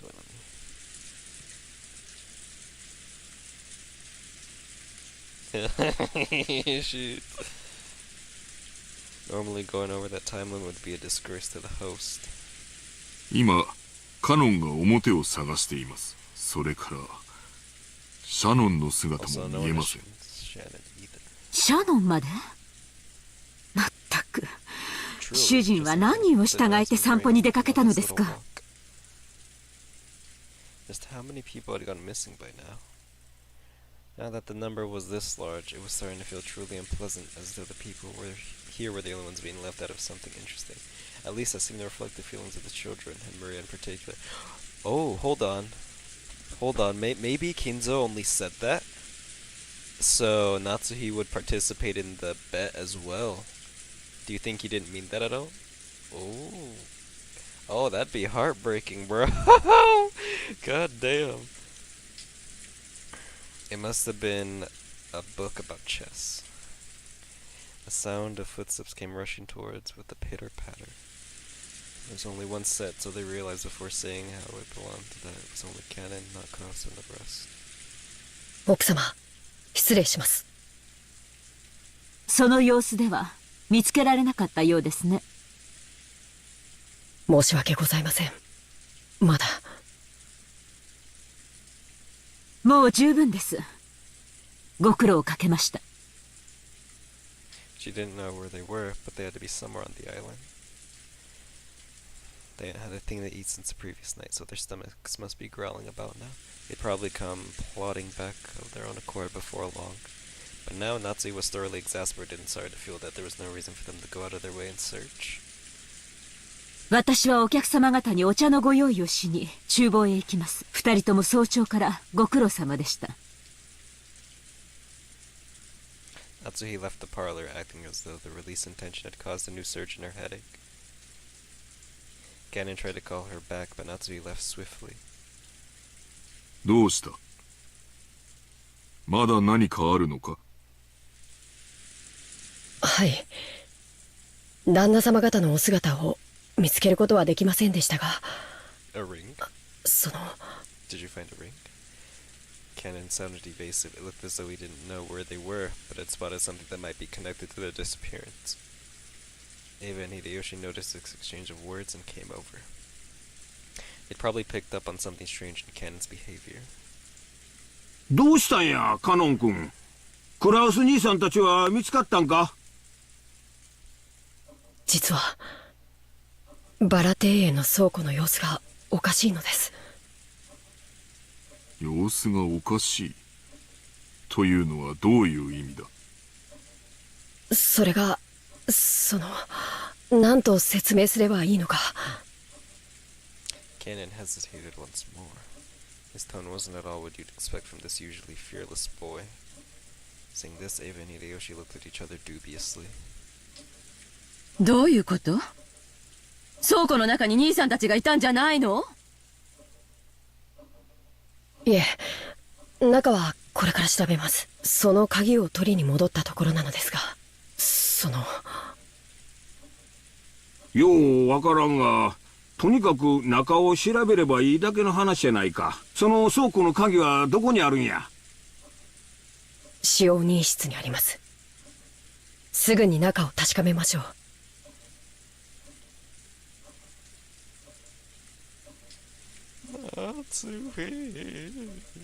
Ganon dashed off to the servant room and returned with the key. Genji left the parlor saying they would go check, but then Eva and Hideyoshi followed after him. What was this something strange about the storehouse that had caused the usually fearless Ganon to hesitate? It was still pouring outside, but perhaps their curiosity over this something that Ganon couldn't talk about had won out. While the children made a big fuss watching television, Ganon and the rest dashed over to the entrance.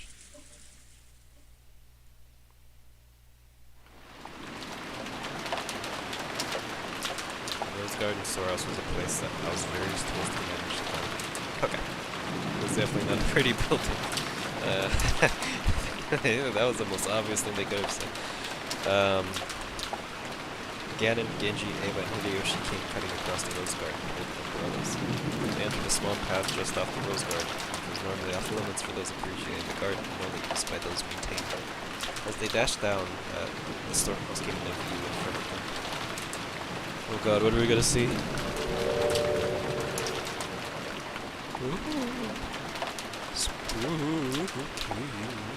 It was quite an old shed, compared to the fallen secluded beauty on the Rose Garden was pretty scenic. It was easy to understand why it had been built on a hard-to-see place. Eva and Hideyoshi arrived at the storehouse along after Cannon and Genji. This man. カノン君たちは早いな。わしは心臓が爆発しそうや。こんなところに倉庫なんか建ててたのね。何よそれ。 When Ava looked around where Cannon was pointing, she was at a loss for words. Noticing this, Hideyoshi also followed Cannon's finger and was likewise too shocked to speak. The entrance to the source was a kind of shutter. And there... Everyone suddenly realized why Cannon had been unable to find the words to describe what they had just saw just now. And the shutter, which had been completely filthy from being exposed to the wind and rain for so long, stuck right on it. Oh, a transmutation circle! Oh my god! Or maybe it was some sticky plant. An indescribably eerie shape was drawn on the shutter with some kind of ghastly substance. The rain had caused a drip down. Oh, okay. No more beating around the bush. Some kind of mark was drawn there. With a ghastly substance that looked like blood. In a shape that seemed to suggest that something ominous. 2 circles were drawn. And inside there was a design that looked like a cross. The 4 ends of the cross were widely exaggerated, and it looked like some kind of crest from somewhere around Europe. And the cracks between the shapes, closely written closely packed together, were some unfamiliar characters or possibly symbols. なんちゅう悪趣味な落書きや。これ、あれか？悪魔の儀式とかの魔法陣いうやつとちゃうか？ It wasn't surprising that Hideyoshi would say that about such a ghastly shape drawn with a deep red. これ、いつ書かれたの？昨日、雨が降り出す前にここに来ましたが、その時には何も書かれてませんでした。他の方々の目に触れる前に何とかしよう。ご覧になられたらご不快になられるだろう。そうね。ただの倉庫小屋とはいえ、こんな気持ち悪い落書きを1秒たりとも放置したくないわ。この中に塗料もあります。応急処置でとりあえず塗り消し I think what's in the source is 後 gonna 日 be more disturbing. 天気のいい日に改めて塗装しましょう。 Did you remember that he had just recently seen another scribble that it too had made with the same instructions? That's where it's another door not to use. What? カノン君、さっさとこの落書きを消して戻りましょう。たとえ倉庫とはいえ、実家の落書きは本当に腹立たしいわ。 That kind of reminded me of the... And they needed a lot of money right すぐ now. に済ませますので。 And it was fast as it. Cannon squatted in front of the shutter and unlocked it, then lifted it up with all of his strength. And there she was, the Golden Witch. A boisterous noise resounded, and the eerie shape drawn on the shutter began to get sucked in through the top shutter. At least for the time being, that ominous drawing disappeared from their direct gaze, and they all breathed a sigh of relief. And then appeared the Golden Witch. Damn it! Why'd they gotta cuck me like? Thanks to a kid's program that they came across me, I was feeling much better. Badler and Jessica were poking fun at the kid's show at every turn, cackling again. George was enjoying the program with Maria from her perspective. Nandro sat on the sofa by himself, passing the time by reading quietly. Nandro's the chillest guy on planet Earth, bruh. They were the footsteps of a single person.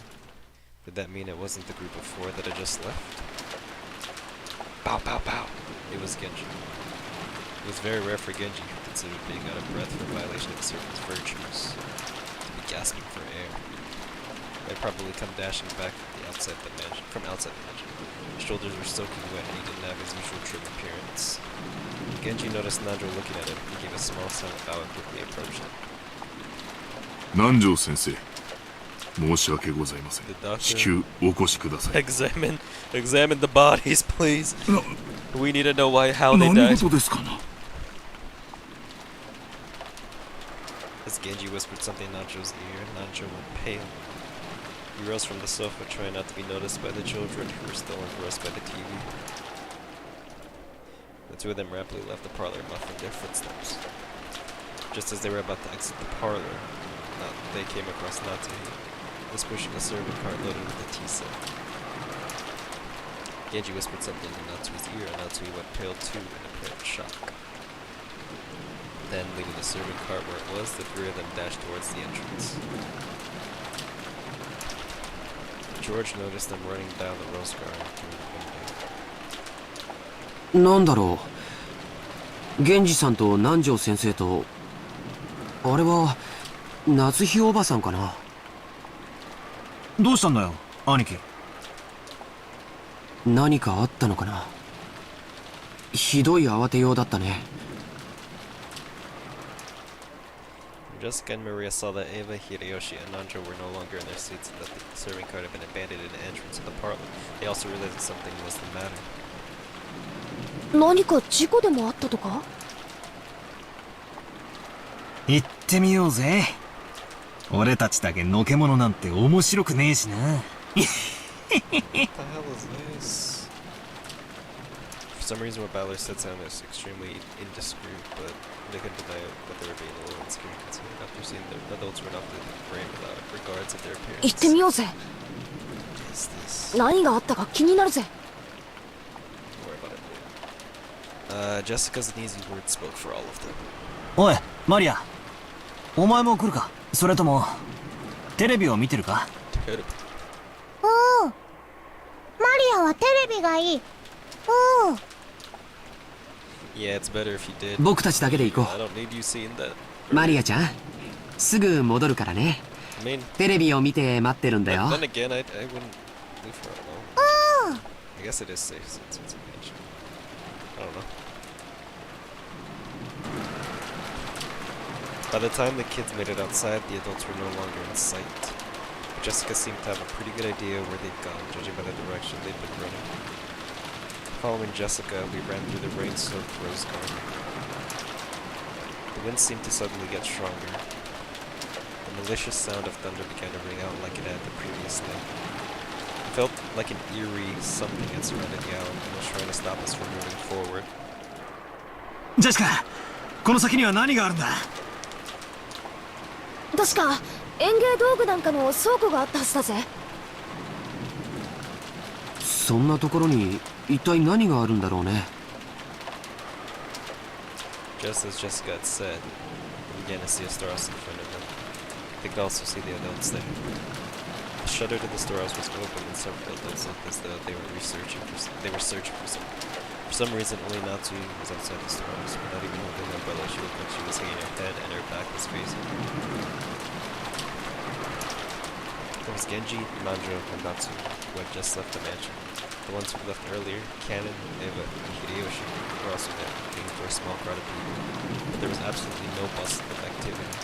When Natsu realized that the children were approaching, a terrible expression rose to her face, and she ran at them with arms spread wide. 来てはいけません。お屋敷へ戻っていなさい。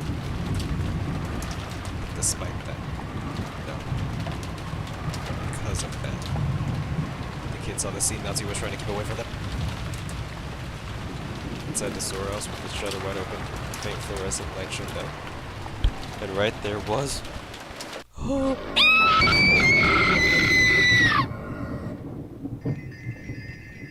Jessica's piercing shriek rang out. That was just because Jessica's scream was the loudest.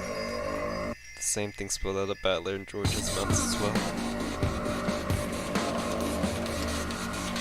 Eva spread her arm just like Nazi, roaring at the kids with a bone-chilling expression on her face. ジョージ、みんなを連れて屋敷に帰っていなさい。早く、今すぐに。When Nazi spread her arms, I thought she was trying to prevent us from advancing any further. But that wasn't why Eva was spreading her arms right now.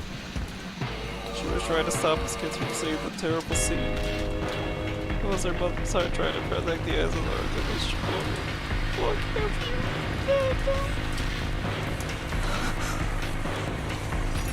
何の冗談だってんだよ。こりゃあよ。I'd seen this kind of cheap scene all too often. In manga, TV, anime, games, and movies, I've seen it over and over again. This was just seeing something new in real life that I'd seen a million times before in some of those more sensational movies, right? That alone shouldn't. But that suit... It's that old bastard's, isn't it? I get it. And Uncle Kraus. You're kidding. Kraus. 父さん、お父さん。ダメよジェシカ。入ってはダメ。見てはダメ。お父さん、お父さん。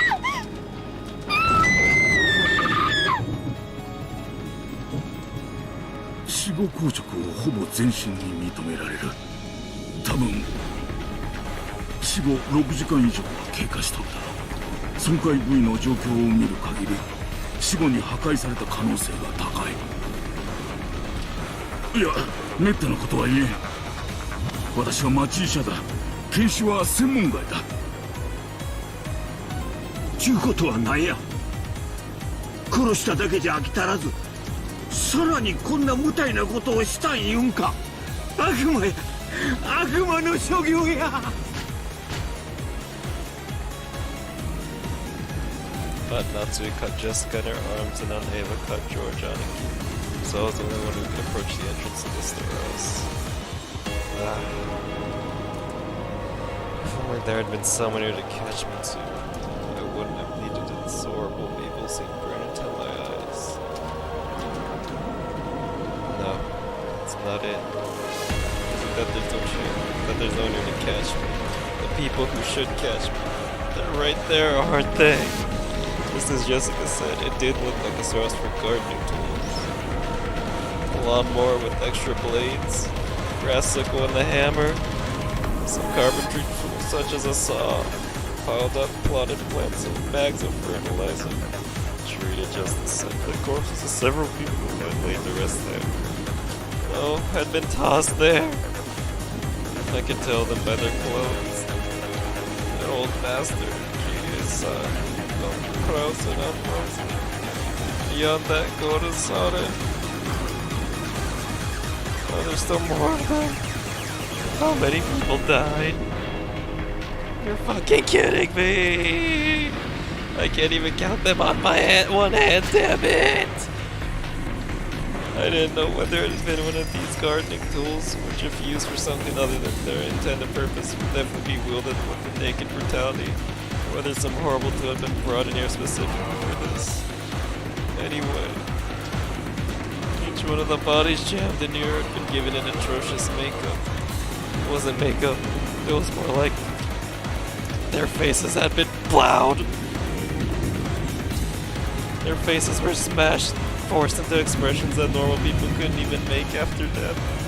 I couldn't tell where the eyes or noses were, but I could find their mouths because they were gaping wide, their gums exposed, but their front teeth were missing, and even the cheeks that should have covered all of this were torn up and laid bare.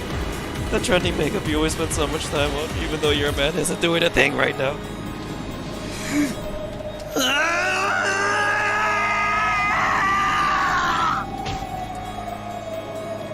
Oyaji! てめえは絶対地獄行きだとは思ってたぜ。でもよ、ここまでじゃねえだろ。ここまでひでえ目に遭わされるほどの悪党じゃなかっただろうがよ。だからキリエさんもさ、こんな男と付き合うのはやめろって言ったんだ。あんたまでそこまでの目に遭わされる理由は何もねえじゃねえかよ。顔がねえ、顔がねえよ。クソクソクソクソ。バトラさん、これ以上見てはいかん。こんな姿をお父さんもお母さんもあんたに見せたいわけがない。お父さんとお母さんのためにもこれ以上見てはいかん。死者ってのは安らかに眠る顔ってやつを拝ませてくれるんじゃねえのかよ。顔がねえんだよ。俺の親父とキリエさんの顔がねえんだよ。 Dude, does Shannon have it the worst? Oh ど no, ういう George. 顔して死んじまったのか。 Oh god, George. それすらもわかんねえんだよ。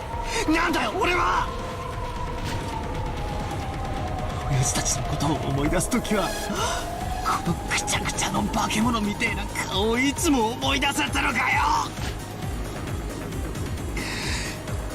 そいつは最高だぜ。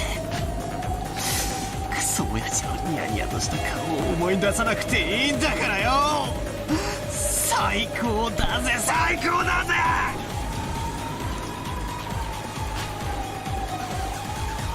でもよ、キリエさんの顔くらいはいいだろ。キリエさんの悪党じゃねえ。たまにはムカつくと思ったけどよ、ちょいとかっこいい俺の姉気分だったお人じゃねえかよ。こりゃねえよ、こんなのってねえよ。クロスおじさんなんかまだマシじゃねえか。顔面じゃなくて側面だぜ。少なくとも顔半分は残ってるじゃねえかよ。まだマシだぜ、まだマシだぜ。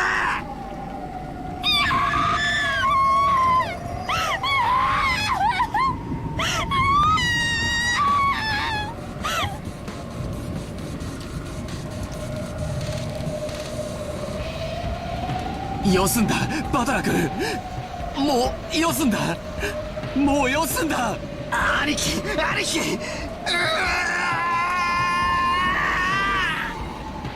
Disregarding age and appearance, I fell to my knees, looking into Aniki's waist and sobbing.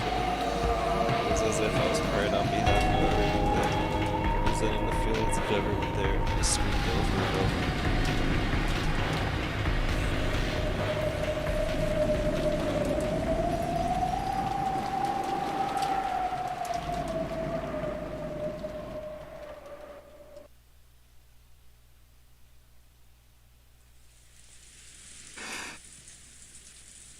お父さん、倒れているのはクラウスおじさん、ルドルフおじさん、キリエおばさんにローザおばさん、ゴーダさんで5人。 Nope. いや、6人や。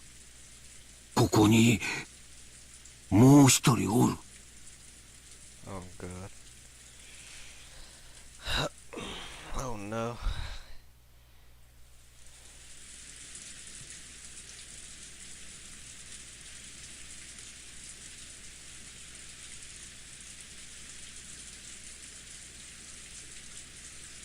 Oh, I should be reading. I forgot I got there. お父さんの足元に倒れているのは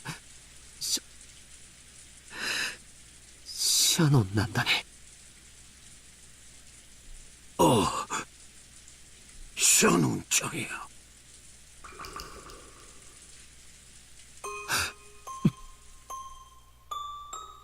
George fell completely silent. He shook slightly, his lower lip trembling. Normally, he would have wanted to run to his beloved's body, screaming and crying. However, before rashly rushing forward, he worked to keep his composure and asked his father. シャノンもクラウスおじさんたちと同じなのかな。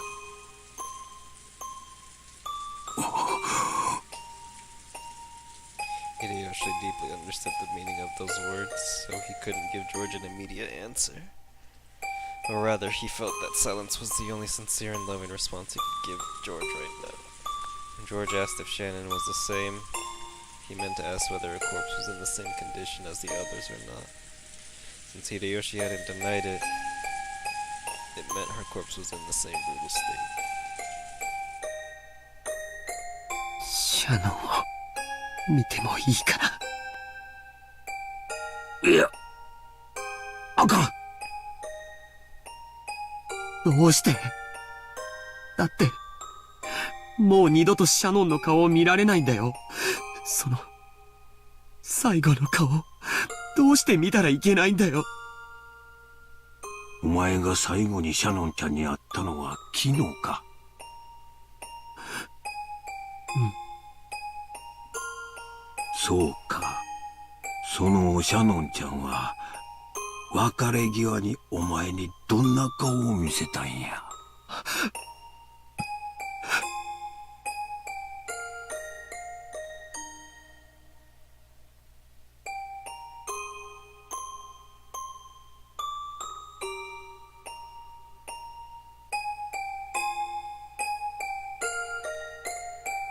素敵な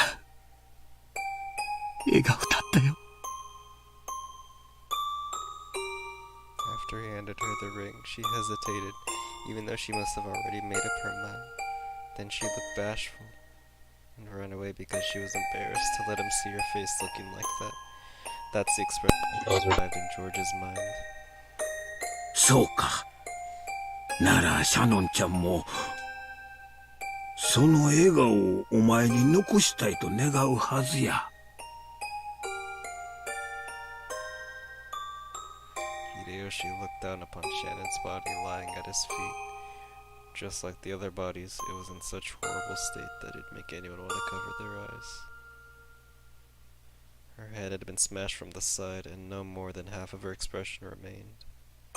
If the remaining blood-soaked half of her expression had been wiped clean, would that graceful smile of hers have peeked out? But only half of it. Without thinking, Hideyoshi slapped his hands over his eyes. How brutal.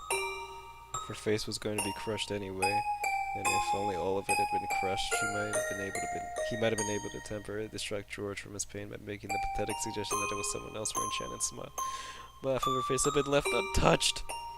It caused the body so much humiliation, while still proving beyond doubt that the body was Shannon's. How inhumane, how brutish.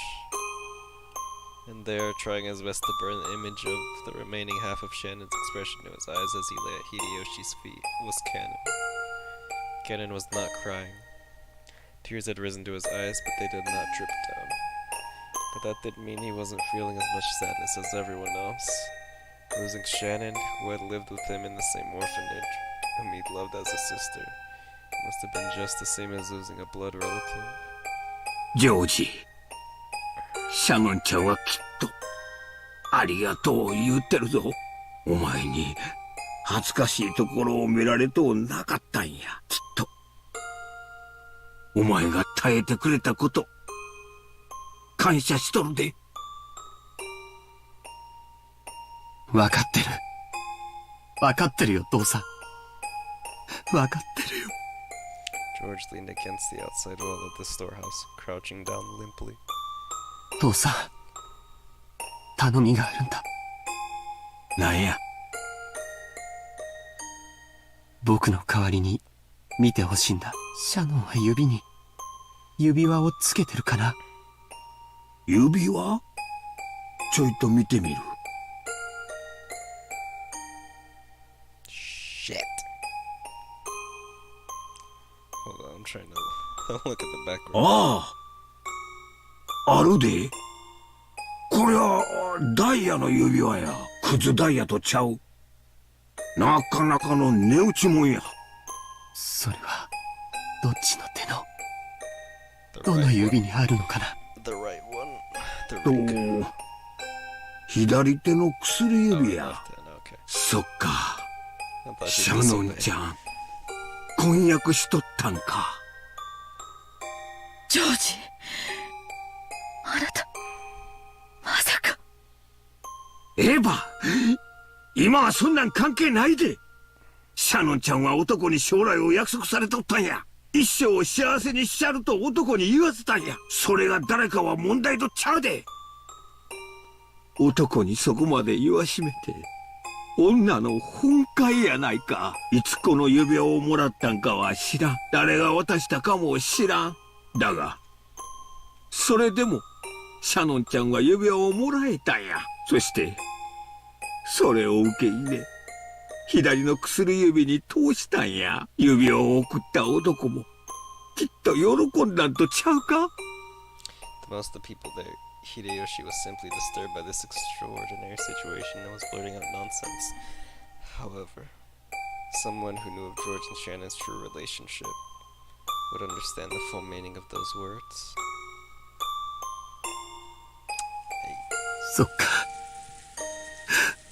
ありがとう、父さん。George stood up. Traces of tears still streaked his face, but his expression had returned to his usual calm one. 行こう、バトラー君、ジェシカちゃん。これ以上僕たちがここにいると大人の邪魔になる。そうだな。Jessica sniffled once, showing her face to her mother, who had been holding her the whole time, to let her know she was okay now. When she faced George again, she once again had her usual expression, though she couldn't smile. バトラー、しっかり。Badler kept on crouching in front of his parents' bodies. すまねえな。がっつり泣いたら落ち着いたぜ。親父の野郎。普段はクソクソ言ってるくせに、ちょっと死んじまったくらいでピーピー泣くんじゃねえぜって、笑ってやがれ。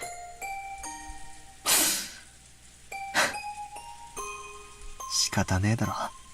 親が死んだら泣くように。遺伝子すり込まれちまってんだからよ。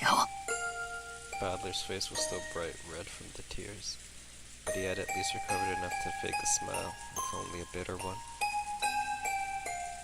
カノン、お前もこれ以上ここにいてはいけません。子供たちを連れてお屋敷に戻っていなさい。Nancy had been standing under the rain this whole time, unable to step in the storehouse.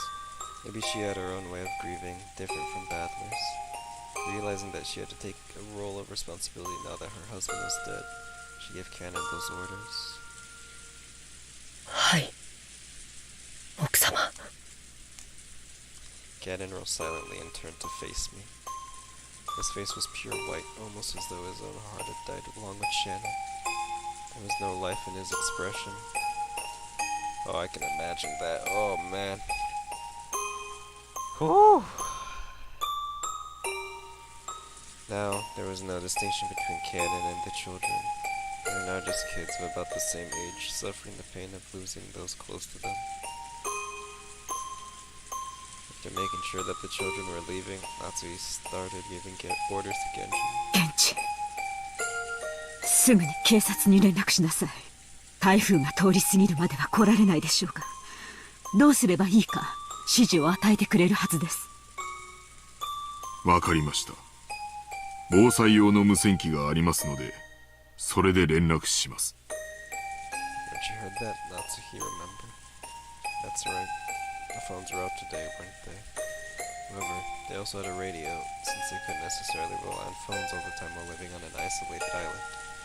At any rate, they should start by contacting the police and receiving their instructions. Everything else could wait. ナチョ先生、もうこの場はどうしようもありませんか？残念ながら私には何もできませんな。わかりました。源氏、せめて主人たちの顔を何かで覆ってやることはできませんか？このような姿を晒すことは当人にとっても屈辱的でしょうか？はい。Genji picked up several dried up tiles from inside the storehouse, when Ava stopped him with a shrill voice. ちょっとちょっと、お待ちなさいよ。ここは犯行現場なんでしょ？なら変に手を加えちゃダメよ。私たちは混乱してて現場に土足で踏み入っちゃったけど、それはきっと警察の捜査の邪魔になったわよ。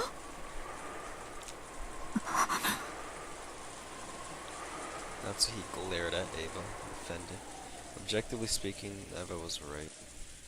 Even so, she glared at Ava as though accusing her of refusing to do those trials of corpses which have been humiliated even after death, the simple kindness of covering their faces.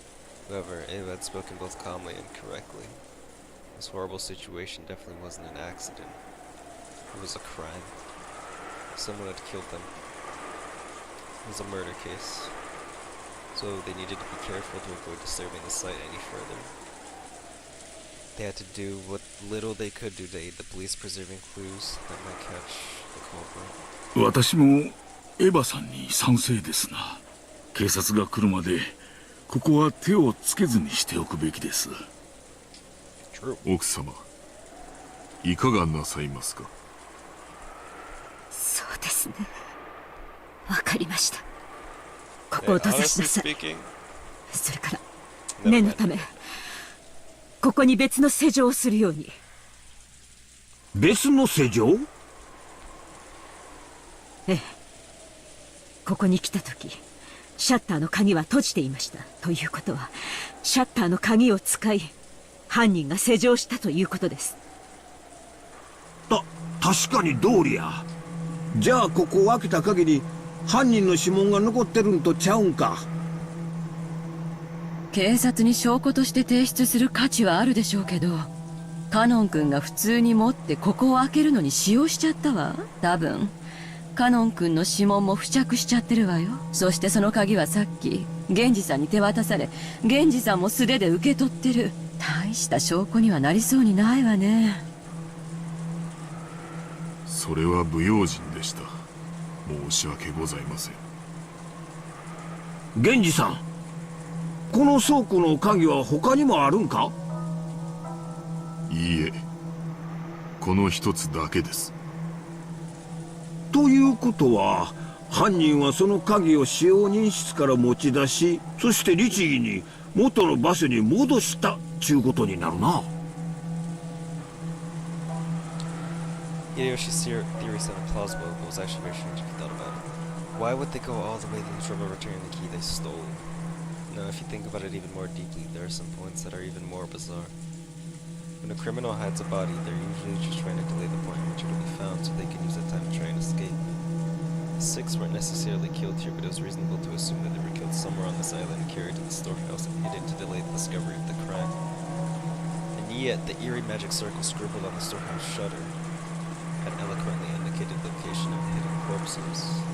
Sure, it didn't explicitly mention the corpses, but 6 people had gone missing. In that situation, someone had to have made such an obvious piece of graffiti and even returned the key to the shutter, almost as though they wanted the corpses here to be discovered.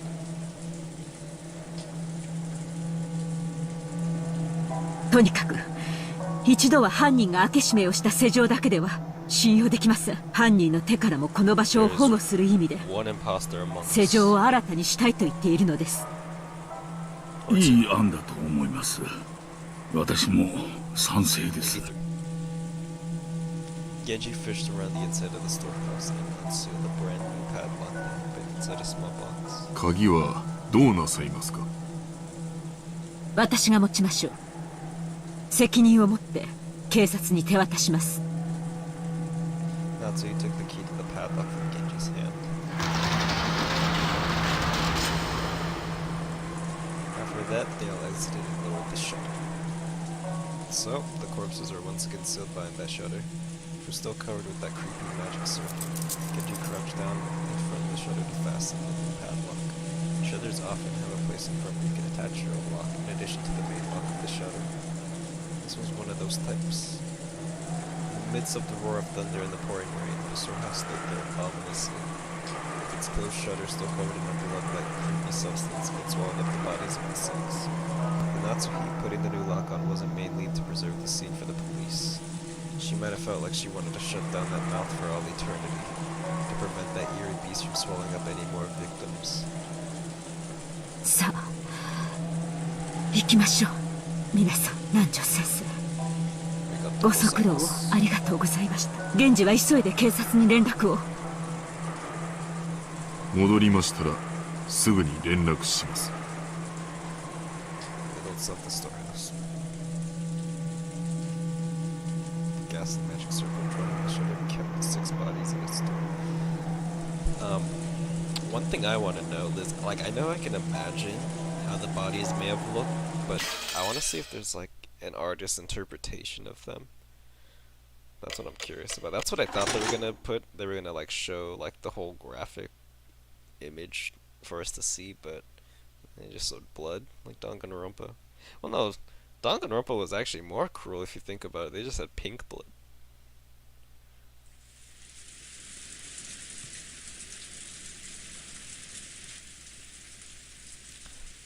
Hold on, let me let me save it, dude. What the heck? Damn, this will never end. $40 well spent. Oh, damn. Okay, nice. Well, whoever's watching this shit randomly getting spoiled. I don't know. All that could be heard was the sound of the rain. The voices from the kids' TV program Maria's watching. Dude, thank God Maria did not go. Oh, she would have been traumatized. God damn.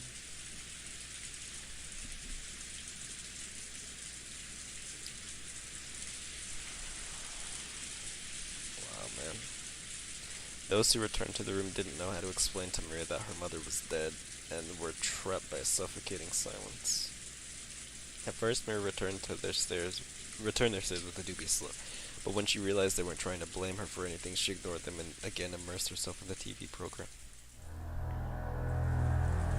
The children wordlessly sat down on the sofa. Their minds were probably blank from their state of shock. Everyone had already cried and mourned so much, but now they just vaguely sat there, their faces seeming to have lost all emotions. Only Cannon had returned to his usual calm expression, as he's furniture.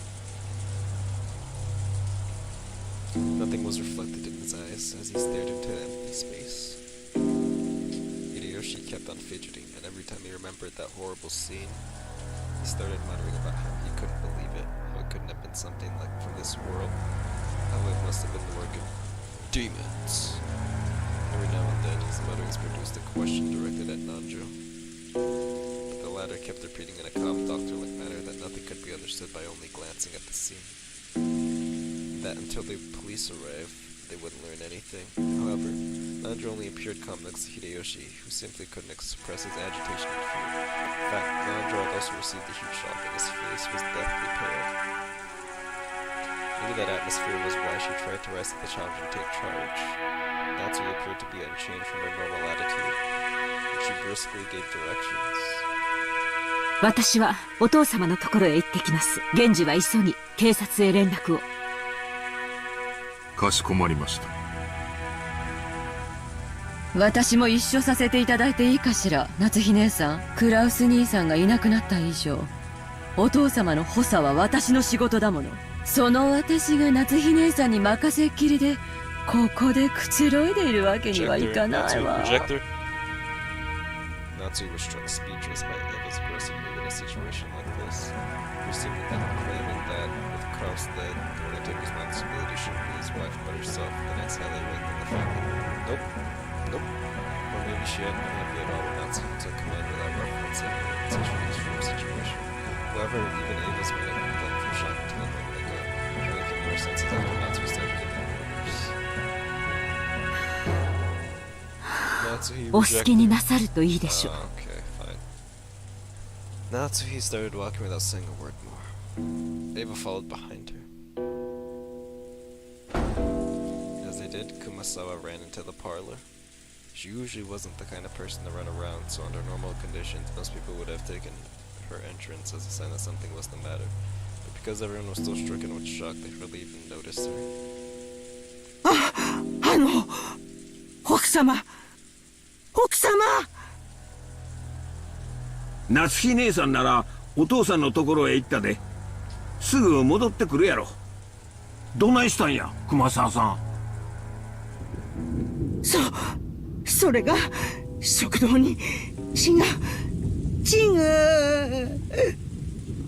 ears of everyone in the parlor twitched. Everyone thought the same thing. I hope I misheard that. Any container can only hold so much, and no one here would be capable of handling yet another tragedy. So they all thought it. I hope I misheard that. なんやて？食堂？ I hope I heard that, SSR. 朝食の準備に食堂に配膳に行ったら The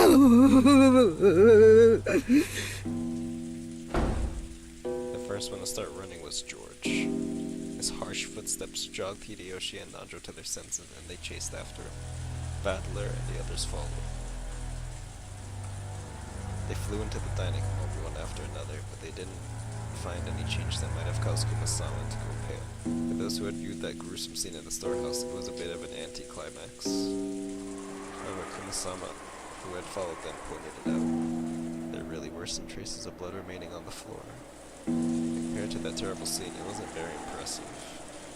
However, if you calmly thought about it, this definitely indicated the loss of a man of blood. ここにも血だまりがあるよ。これは一体。だいぶ時間が経っているように見えますな。おそらく昨夜ここで殺されたんだと見ていいでしょう。 I have a feeling I never did it. そういうことになるんやろな。わしらは昨夜ずっと食堂で話し合いをしとった。そしてここに何者かが押し入ったに違いない。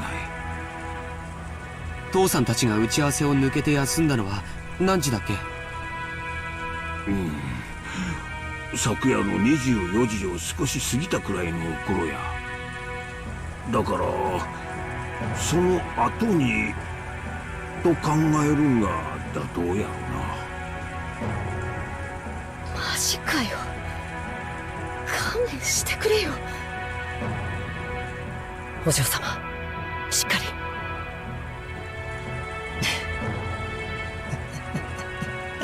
俺はもうさっきの倉庫でこの世の地獄ってやつを拝んじまったから、今さらこのくらいじゃ答えねえぜ。そうかよ。よかったな。私は頭がどうにかなっちまいそうだぜ。ここは食堂だぜ。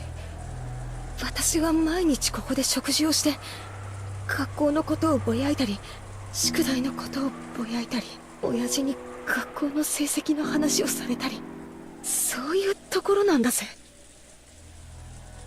お嬢様、これ以上ここにいるのはよくありません。客間へ戻りましょう。俺も同感さ。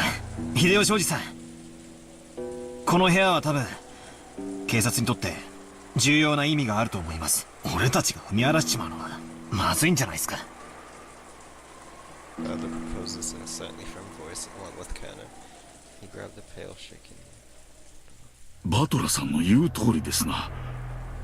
この部屋にこれ以上好んで居続けることはありますまい。Nanja spoke while looking at everyone's pale faces. Even though that horrible scene in the storehouse felt like something out of this world, at least then, unable to leave, to cut ourselves off from that place and run away. Everyone had shared the nephew. However, this night hall was different. It was in the mansion, the main building on the estate. And as Jessica had said, it should have been one of the most common places even inside the mansion. It was where all the relatives have eaten lunch and dinner yesterday. Shock of seeing this place smeared with blood reminded us of that almost biblical stories. Of course, it took so that we hadn't really been able to run away from the scene of that tragedy. わしも同感や。この部屋には犯人の痕跡が残ってるかもわからんしな。素人のわしらがかき回すべきとちゃうで。はよ出るんや。はよはよ。Miyoshi also understood the meaning of what Bad Law said and pushed everyone to hurry out of the dining hall. The way they were then, looking at that pool, nobody went against his words. Everyone raced each other out of the dining hall. It was almost as though the last person in the room would be trapped in there all alone.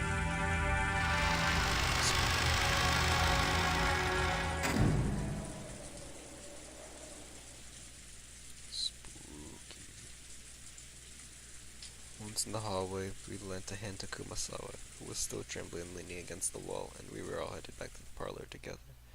Then Genji returned. おお、源氏さん。警察に連絡はつきましたか？それが申し訳ございません。